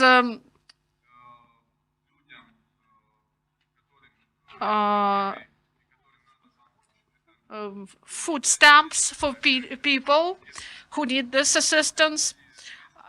So 200 euros per family and 45 per person. So, and also additional financial support, living minimum income, and this is additional help for people.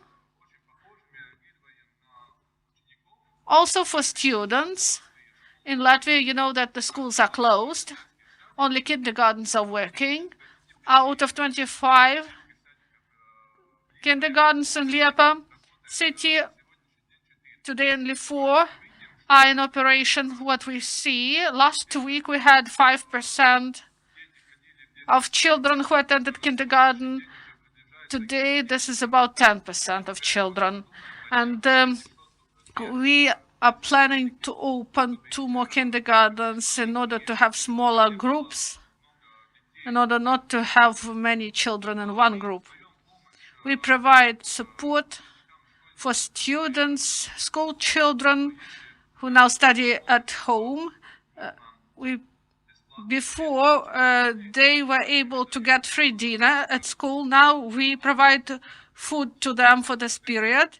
We bring food to schools, and then schools distribute this food to children. So this is urgent help. And what we may do in order to revive the economy, in order that it was going in the right direction. The main problems, as I've heard, this is tourism, as you have it, and sports and culture and everything that is connected with the business and culture, all the business.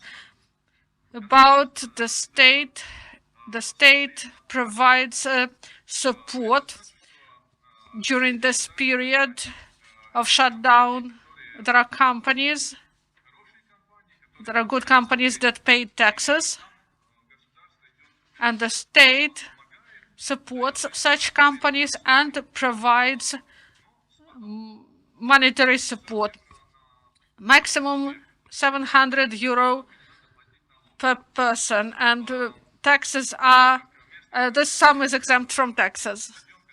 We have negotiation with the state, and we say that only big companies got this support, and we reached situation when small companies also get this support, and self-employed now, due to our effort, also get this support.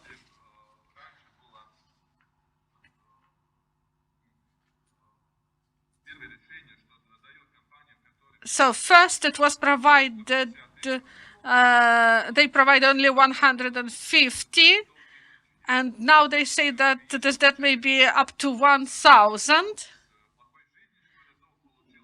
because this debt is connected with this difficult time, not because people do not want to pay. So we may deal with these things together with the state. About local government and what it does, we had an EU project, and we plan to implement it this year, and next year, and the year before the next. So this project is for 3 years, and we are trying to implement this project this year. Because there is a problem with business in Latvia this year, and we will try to work more and implement this project exactly during this year. We have co-financing for SMEs projects,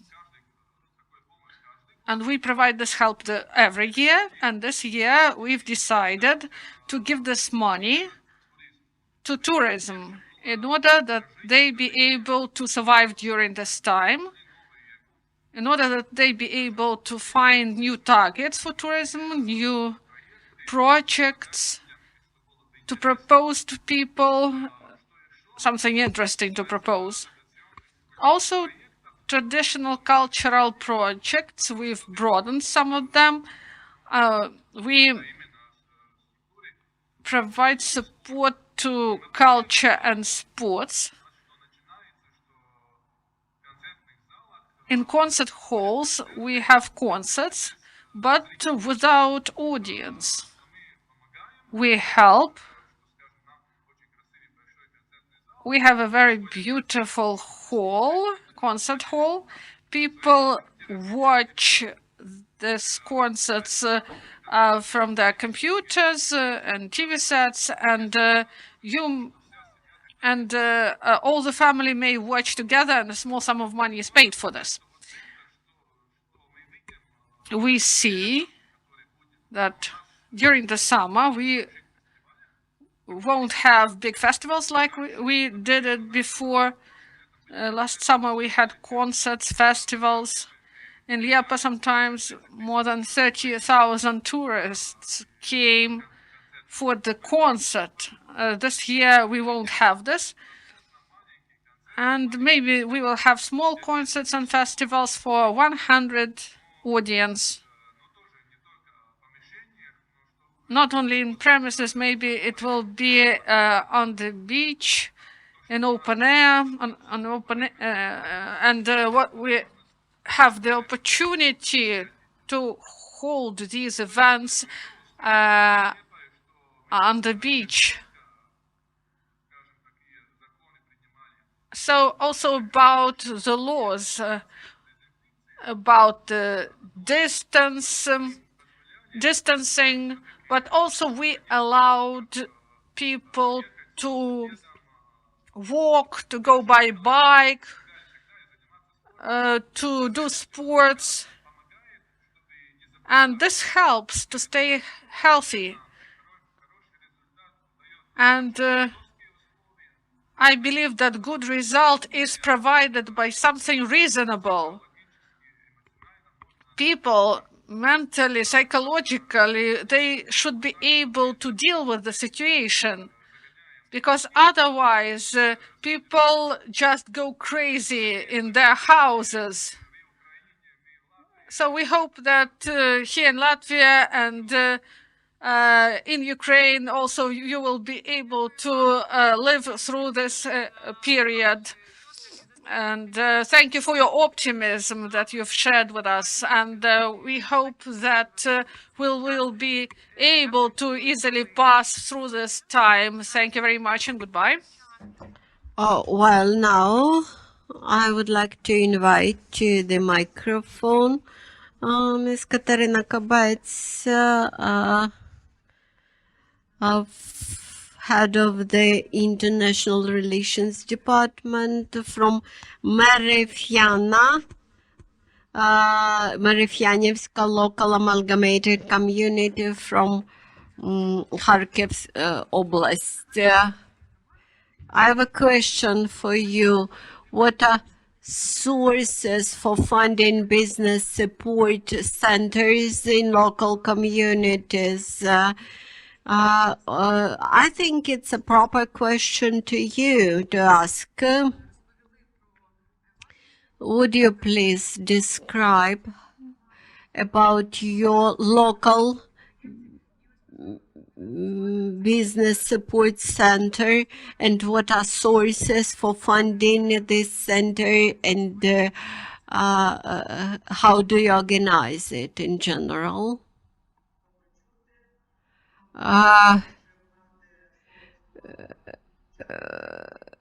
Perhaps it's rather difficult to speak at the end of the conference, but it was very interesting to follow the conference.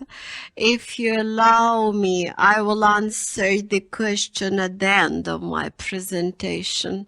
At the very beginning, I would like to state that we amalgamated as a community in 2016, and since that time, Marifyanska amalgamated community is partner in the DOBRE program. Спочатку рішення виконавчого комітету було створено координаційну раду з питань місцевого економічного розвитку. До складу ради увійшли представники влади, бізнесу та інститутів громадянського суспільства, які розташовані на території громади. Саме координаційною радою було розроблено програму місцевого економічного розвитку та план заходів Марифянської громади. І саме одним з проєктів, які увійшли до плану заходів, став проєкт створення Центру розвитку бізнесу, який має доволі цікаву назву «Цербер» на території громади. Загальна вартість проєкту склала 1 014 999 гривень, з яких сума грантових коштів від програми «Добре» склала 687 900 гривень та кошти міського бюджету 327 099 гривень. Наступний слайд, будь ласка. Так, добре. Наш центр розвитку бізнесу знаходиться на 3-му поверсі Центру надання адміністративних послуг.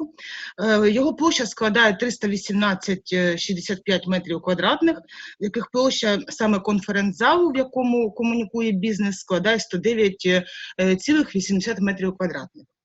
За кошти гранту та за кошти міського бюджету було закуплено необхідні меблі, мобільні стільці, столи, було закуплено техніку для облаштування Центру розвитку бізнес-середовища, професійне обладнання, яке необхідне для проведення різноманітних заходів. Також було закуплено встановлене ліцензійне програмне забезпечення для того, щоб представники молодіжної ради Маріфянської громади, яка функціонує у нас активно, могли проходити навчання. Also, we have good equipment for local trainings and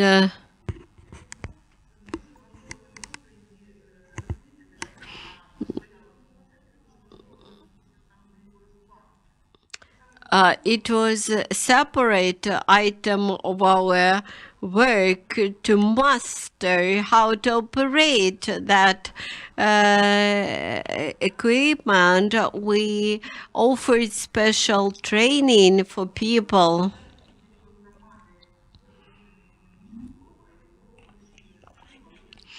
Economic life is the basis for local community development, and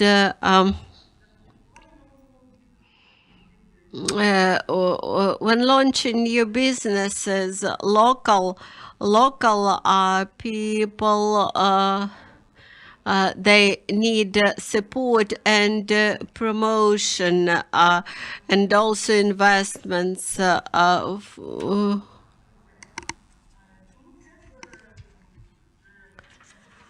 We call this business center Cerber. You may refer to Cerber from the Greek mythology. We believe that promotion, development, and investments, the three heads of the hound, of the mythological hound, are crucial for business development. Thus, one of our goals is development of entrepreneurship in our local community, formation and development of business attitude, and to ruin a stereotype that money is bad and that all the entrepreneurs, they are murky people. And we have opened our business center in January 2020, and of course we planned for establishment of business association, business incubator, legal aid to our participants, business education services, financial literacy academy, so-called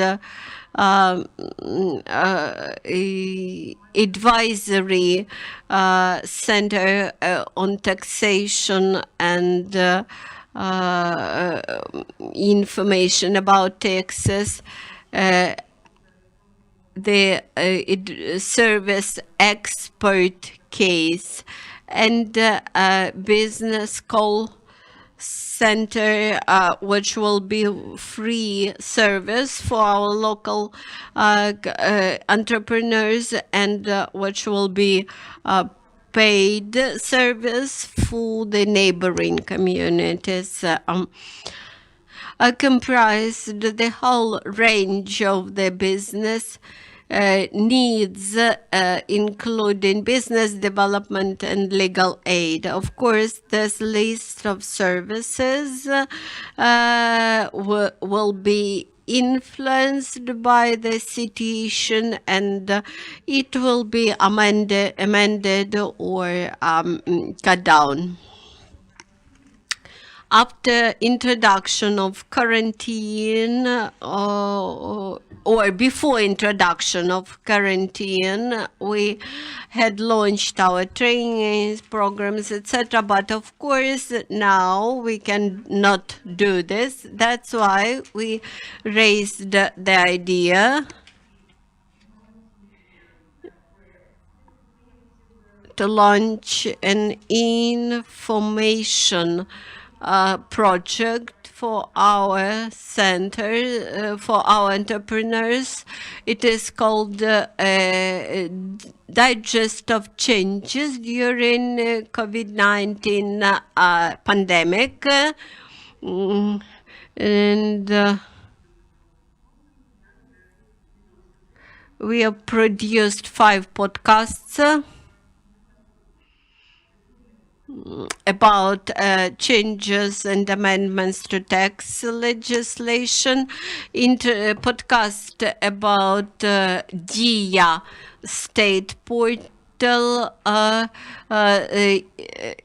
introduction and explanation how to work online, amendments to the procurement legislation, and other useful information for the entrepreneurs.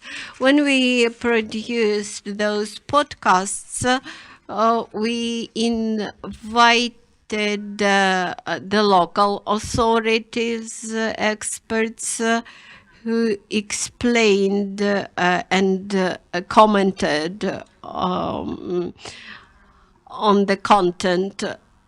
This production of those podcasts actually did not require any additional financial resources. Actually, people did that on their own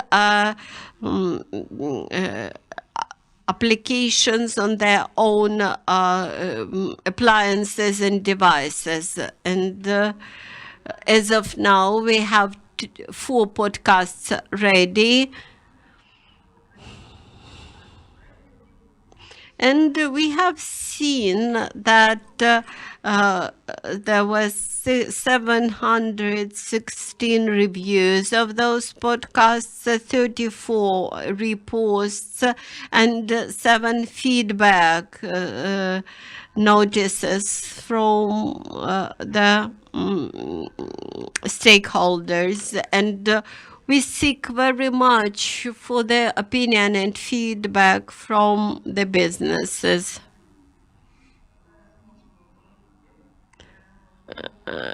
That is what we can do in the quarantine conditions. The next step will be to continue with similar projects even after quarantine. At the very beginning, when I've heard this question,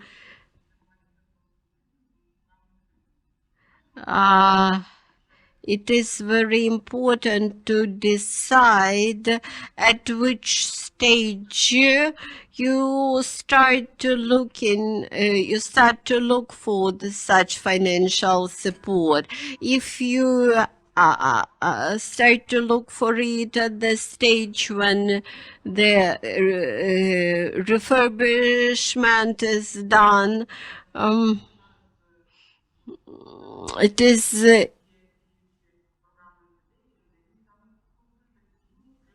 you may apply for consultancy and training services and programs from donors. And currently, we want to make we want to offer our space for educational events and training to potential clients. What is the what is your team and how many team members do you have? We are not independent legal entity by now. Here we use actually experts whom we have in the Center of Administrative Services. Thus, we do not have a separate team for the business center. Actually, we have lawyers, we have experts in investments activity, which are part of the Administrative Services Center, and you do not need any additional staff for the business center to deliver consultancy service.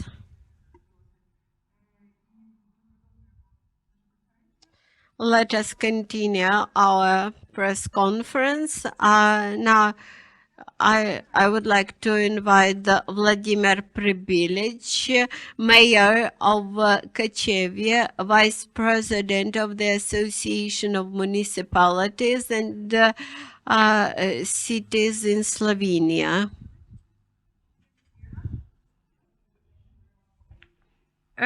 Thank you so much for joining in. It's a great pleasure that you are here with us, and we are grateful for your long-awaited speech. And I hope that you get to know more on how Ukrainian colleagues have been dealing with the economic impacts of the pandemic. And could you? Sorry, can you hear us? Yeah. So my question to you is... Yes, I do, yeah.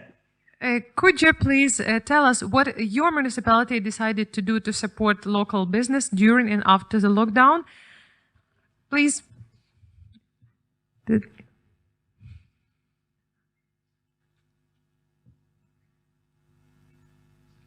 Yes, thank you very much. First, for having me and giving me opportunity to speak in front of this important audience. I'm sending you best regards from Slovenia. I'm representing the largest municipality in Slovenia. This covers 555 square kilometers and has approximately 16,000 of inhabitants. We are located to the south of Slovenia, nearby Croatia borderline. And as you know, there is a proverb: every country has its south. This goes also for Slovenia. So the southern part of Slovenia is, let's say, less developed than the other areas in our country. The municipal budget today is 24 million euro, and we have 3 primary schools, so one kindergarten, and so on. But what is important to know is that in our area, the unemployment rate was quite high, was approximately 60%. Nowadays, we downloaded or decreased this by only at the level of 10%. So there was a lot of things that we did in the meantime. Well, when we talk about the municipality itself, I'm happy to declare that a great progress was made. One of them was to stimulate the foreign investments in our municipality. One really important project that was really successful is the project bringing in Slovenia the largest robot production company in the world that will create a robot production center in our municipality named Yaskawa from Japan. How we did it is a very long story. I don't have time to explain that, but this is only to understand why and how municipalities can do something in the area to be attractive for investments. And this was one case. But since we today talk about the COVID issues, I would like to emphasize more on that. The situation in Slovenia is that we have only 1,330 cases confirmed. In our municipality, 5 cases. This is not much, but why this was possible? Because we introduced a very extensive testing program. So we tested a lot of people just to the information who may be infected, and with this strategy, a lot of people were put in quarantine before they were in position to share So when we talk about the COVID crisis, something is clear, that it's not only the crisis for the population from a social point of view or even a psychological point of view, but it has a lot to do with the businesses. Of course, we had to lock down a lot of, let's say, restaurants, a lot of cafes and so on and so on, but we did not lock down the production lines. Why was this possible? Because we worked together with our business partners in our municipality over the civil protection headquarters that was organized and led by municipality. We provided them guidance, we provided them some protection gear. So we did everything that is possible in order not to stop the production. Why? Because the losses are quite substantial, but it's not only the losses, it's the losing the businesses to our Western partners. As you may know, Slovenia ми is не можемо heavily зупинити свій export-oriented. бізнес. So Ми majority дуже what we експортно produce in Slovenia орієнтована goes to країна, European markets, і especially in наша Bulgaria, over продукція 90%, в whatever we кочев'я. produce in our municipality goes preliminary in Germany, Austria, and other countries, members of the European Union. So it was important not to lose the partners, and this is how we tried to maintain the production lines open, also within the crisis situation. But for the others, we intervened as municipality by two measurements. The first one was that municipality itself decided for the so-called remission of the rents. So we decreased the so-called fixed costs of those restaurants or cafes and so on that are still with these institutions. So this is something that we contributed directly from our budget, municipal budget. And the other one was how we decreased the fixed cost comparing to communal infrastructure. This goes with the waste management and goes with the water supply system and stuff like that.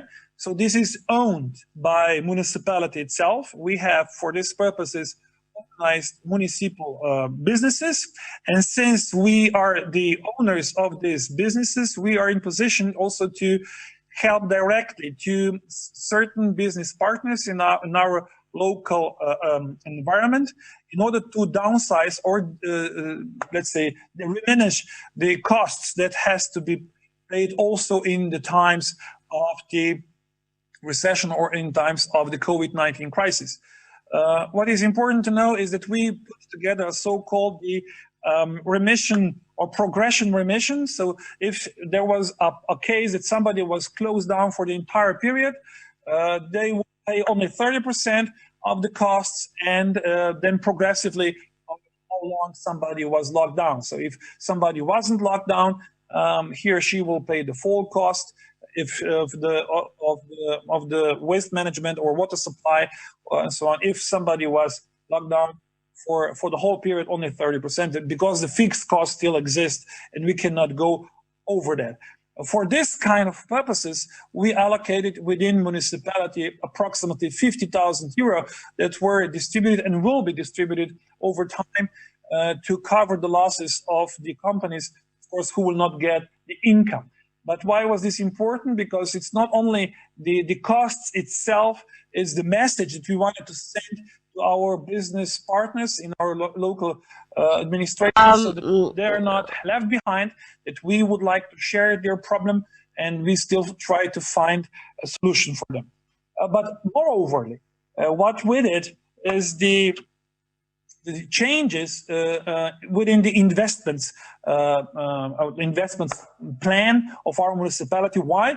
Because we did very extensively research among the business partners in our municipality. Over 140 people were interviewed and asked, what do you expect from us as a municipality to do and to help you? And they emphasized it's not so important that you will give us some subsidies or some money to compensate the fixed cost that we have to pay.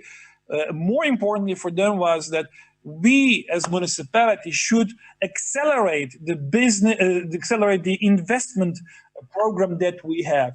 Why? Because if we accelerate investments in our environment, there will be more opportunity for every business partners to earn the money instead of giving them the money. So it was not so much on the question how or how much can we give them, but what kind of opportunities may we enable them for this kind of purposes. And on that, on this analysis, we already did a change of budget, and we allocated additional resources to investments. You have here only one case.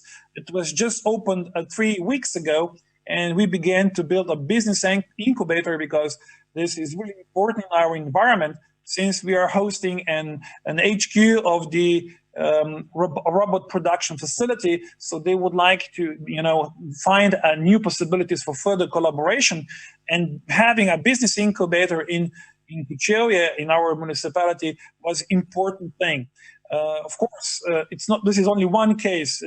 This is the investment of approximately 2 million euro, but we allocated allocated additional funds that will be available for any kind of small enterprises also within our municipality to contest and to get a possibility to earn money instead being compensated by municipalities. So with this, we're trying to change the understanding, because in some cases in Slovenia, many municipalities decided not for this strategy. They decided for the strategy of direct help. For this direct help, they changed this taxation policy in municipalities, what meant that you will not be in position to get money in for your budget purposes, but you are giving this money away to help the business entrepreneurs or to help some businesses on the longer term. We are just the opposite understanding, and this is not, instead of giving taxes away because this is your basics for your budget, we decided to collect the taxes even in the crisis situation, even if we have to we have to reduce some of the taxes, we still are collecting them, because we understand that we as municipality have to largely contribute to the investment cycle that should be put into existence after the COVID-19 crisis we have in our municipality. I believe this was the right strategy. Of course, it's too early today to evaluate the strategy, but I can tell you that by this day, I think that for our businesses, this was quite really positive, understood and positively welcomed, and they are really happy for us to invest more, even in the crisis situation. So it's more, let's say, Keynesian understanding of economics. So it's not that you are going to reduce the investment in the crisis situation, but increase investments in the crisis situation. So this is the short story of our municipality. Of course, I'm here for any kind of questions you may have, or if these questions are not be answered right now, I can send my answers over the email. Thank you for having me. It was my honor to be with you. Thank you so much, Mr. Prebilic, for bringing new insights driven from your experience of your municipality, and we are very grateful to you for speaking at our conference. And yes, if we would receive questions from our online audience, we will address it to you, so you can give your answers to that, and also maybe publish your presentation. We would like to add it to all the follow-up materials after the conference. So thank you. It's a pleasure to have you here. So thanks once again. And we will continue.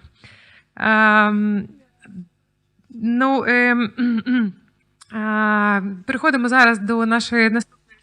Now our next speaker, Ilona Kazar. A short remark. Ilona will speak about it in more detail. This is not about support of power, but also NGOs may support local entrepreneurs. Ilona is head of Media Center NGO Teribovля Consolidated Community of Ternopil Oblast. As I know, Media Center is working online for 7 years. Correct me if I'm wrong. You were able to get new equipment and to broaden the spectrum of services that you provide. And you also provide services to private sector. Ilona, please tell us in more detail how you support local business. Do you hear me? Yes. First, I would like to thank all the organizers for this modern, interesting format. Maybe we would meet in some hall in Kiev, but in this interesting life situation, we search for new ways how to communicate. And I'm really grateful to organizers. This is really a high level of organization. Greetings from Tereblyanska Consolidated Community. In Tereblyanska community, we are working as a media center. We are NGO. We elaborated our internet means, and we have been working for 7 years. We have office book and Instagram, a site, news site, and in October last year, we came to conclusion that we should broaden our activity and to create a newsroom,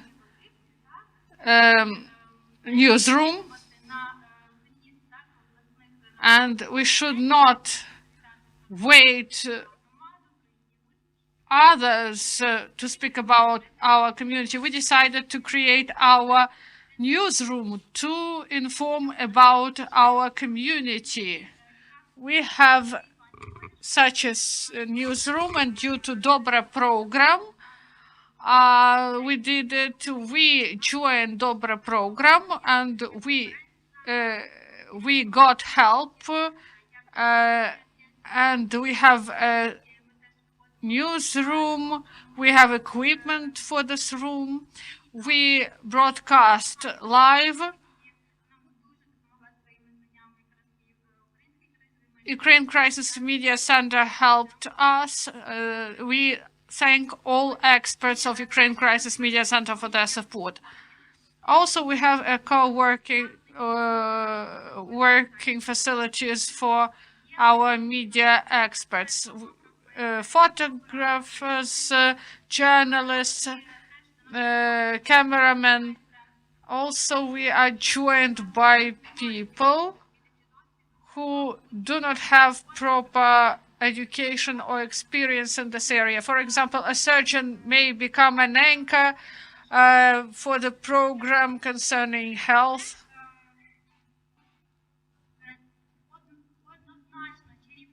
And also, we provide information not only about our community, also we provide information about functioning of business and entrepreneurs and organizations in the territory of our community. We have, for example, a news, some news about opening of some business, some office, some novelty in business. We write about this news. Due to technical support, we have, due to DOBRE program, we launched new formats. We shoot video clips for entrepreneurs. We have online advertisement, a new type of it. And the quality of photos should be really high, and photographers are employed for this. And we bring entrepreneurs in online, and we are trying to speak about entrepreneurs online. In mid-March, this work stopped. We now work remotely, and in our community we have a platform to provide distance learning for those who graduate this year, and this was based on our platform. We used our studio to provide this video shooting. Using this online platform we have, and before it was difficult for entrepreneurs to go online. They believed that this is just loss of time. They didn't consider it as necessary because they had some urgent matters to attend to. And for example, pages on social media, they didn't have time for this before. The situation changed. Markets were closed, all the shops were closed, the work of the city was paralyzed, and there was a pause, and people experienced a shock, and then there was adaptation, and there was a crisis point. People stayed home, they didn't know what to do, and during this period, we've met those entrepreneurs who work in the community, and we communicated with them through our online platform.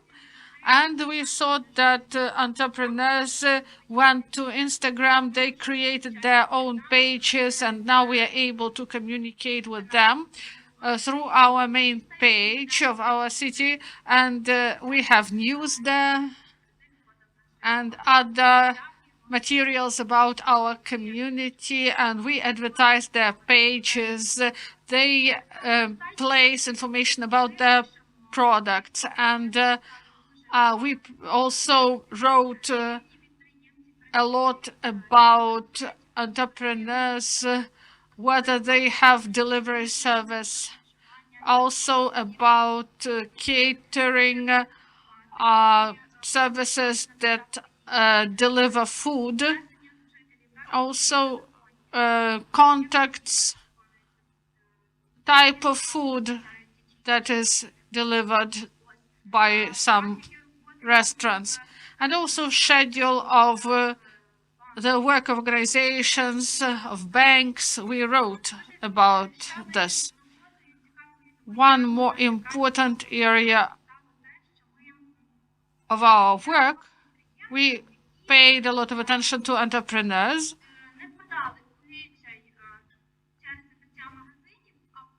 who didn't feel despair because of the closure of shops. They expressed their wish to help, and they asked us how they can help, where they can bring masks, where they can buy disinfectants and masks, and they helped us. Someone created these masks by themselves, and these entrepreneurs, we wrote about these entrepreneurs. We wrote articles about such entrepreneurs in order to advertise them. And we analyzed the instruments that we have, and I would like to focus more on such a thing, and I would like to advise this to you, even to small communities. You should have a group on Facebook. There are pages of official organizations, of communities, of entrepreneurs, but there is an instrument, such an instrument as group. In our group, we have 20 more than 25,000 participants.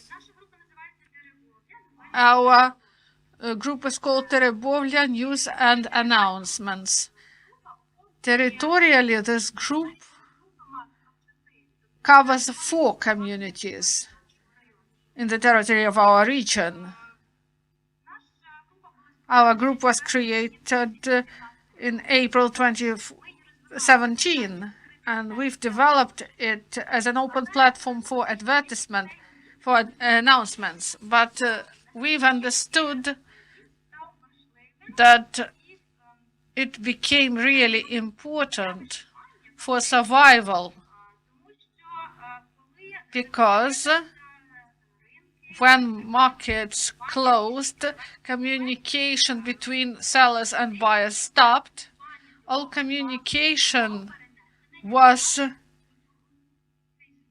brought to this Facebook group, and this group became a communal flat, a virtual market in our community.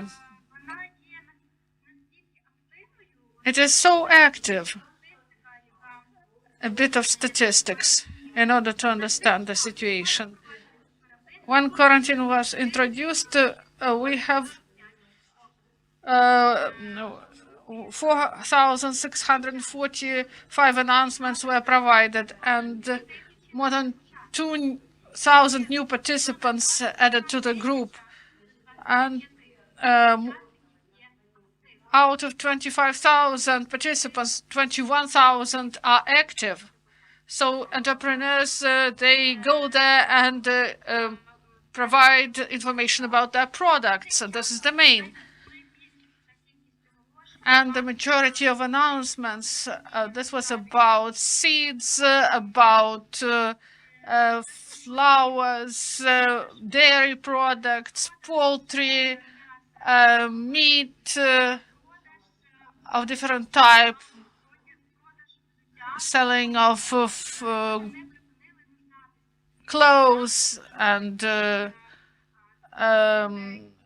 footwear, and flowers, dairy products. How to find a buyer for these products?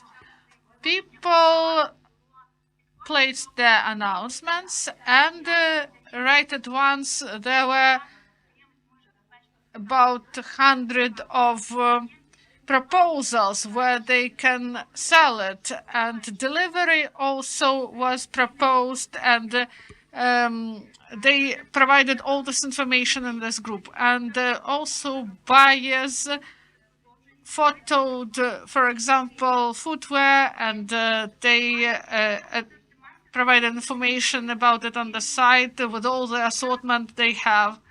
And people order, for example, size, color, footwear, and they organize a delivery.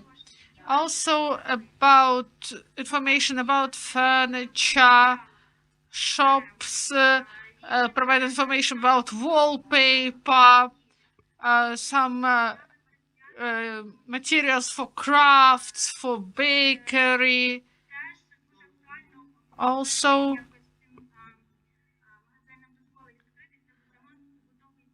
repair for household appliances, and also people were asked what they need, what products they need. For example, where to buy dairy products or diapers, and the people got this information at once.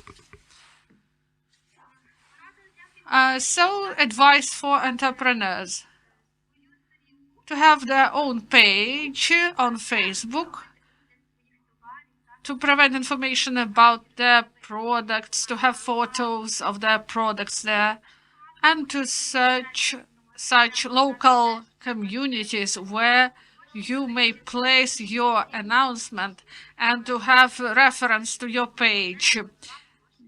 So we have 1 or 2 announcements a day by our participant. And now, when a person, a resident, go on Facebook, the person will see what advertisements appear in the group. So now we have a platform that is supported by the network, by social network, and there is a need of people to have such a unified platform. Who may create such a group? We as media persons, we may do this. In your communities, community itself may do it and moderate such a platform. Maybe some entrepreneurs would agree to create such a platform using our own experience, having our instruments. We recommend to you to create such platforms. About statistics, during quarantine, activity of the group increased 30%. So for people, this became really important during this period. And now announcements are provided about rent and workplaces. Maybe this is connected with the fact that market changed and maybe some vacant places and premises for rent appear due to changes in the market. Please be brief. We are out of time. So maybe a final comment from you. So we can create such platforms, and the decision, we got information today that community is ready to provide tax vacations, and also there will be a safe territory for selling of seeds, of poultry. Also, entrepreneurs also help each other. They decrease rent twice, for example. One more remark about online resources. I recommend to search for market in UA.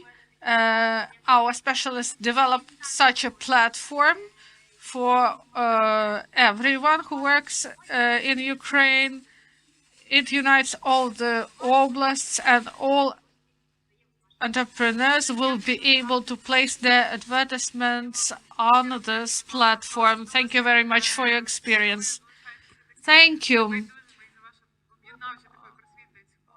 for your educational role in your community and for support of entrepreneurs. Thank you very much for joining our discussion. So now I would like to give the floor for final remarks to our speakers, those speakers who are still with us. So please, if you would like to provide final comments, please, you are welcome. Please raise your hands if you would like to provide some comments. We have the opportunity via Zoom to see who wants to provide final comments.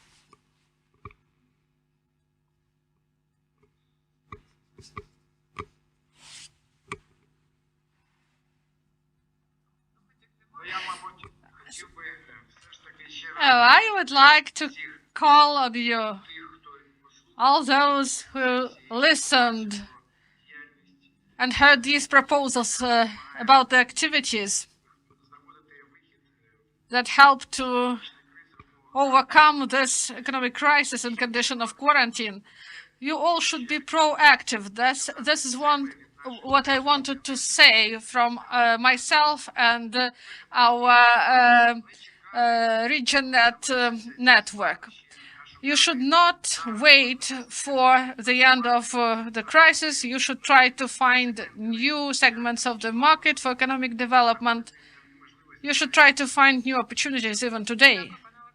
Thank you, Alexander.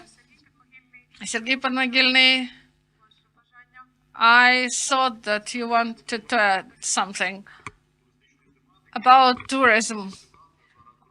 Using this opportunity, I would like to say that if we are speaking about tourism, we should not be limited by our own community because there is a specific logic of tourism. It goes out administrative borders of the community. You should think about the projects, and foreign experience shows that there should be public and private partnership, and there may be also intermunicipal cooperation. I would advise to think about this format because it will allow to use funds in an optimum way, and maybe not 100% of support. They may provide a share, and there is logic in this. And I wish optimism to all of you, and I believe that during 2 or 3 next years we should use this situation, and we should use the situation to our own benefit. Thank you, Sergei. Also, Robert Jarkovsky. Robert, one more comment. Thank you very much. I would like to speak about all these inspiring and creative stories, how to support local business, and I'm really grateful for this communication with you. I would like to thank all our speakers who joined our press conference for your fruitful discussions and advice, and I would like to thank local government bodies, both Ukrainian and foreign, that they shared their practical experience that may become example for hundreds of other communities. I would like to thank our partners, ICMA Europe, Foundation of Local Democracy Development International, and You Lead Europe. And I would like to thank all of you, dear audience, for your questions, for spreading our video. I would like to remind to you that our program will be on UCMC and DOBRE platforms, and we will publish in the nearest future the materials of our press conference, and we invite you to subscribe to our page. Thank you very much. Till the next time, goodbye.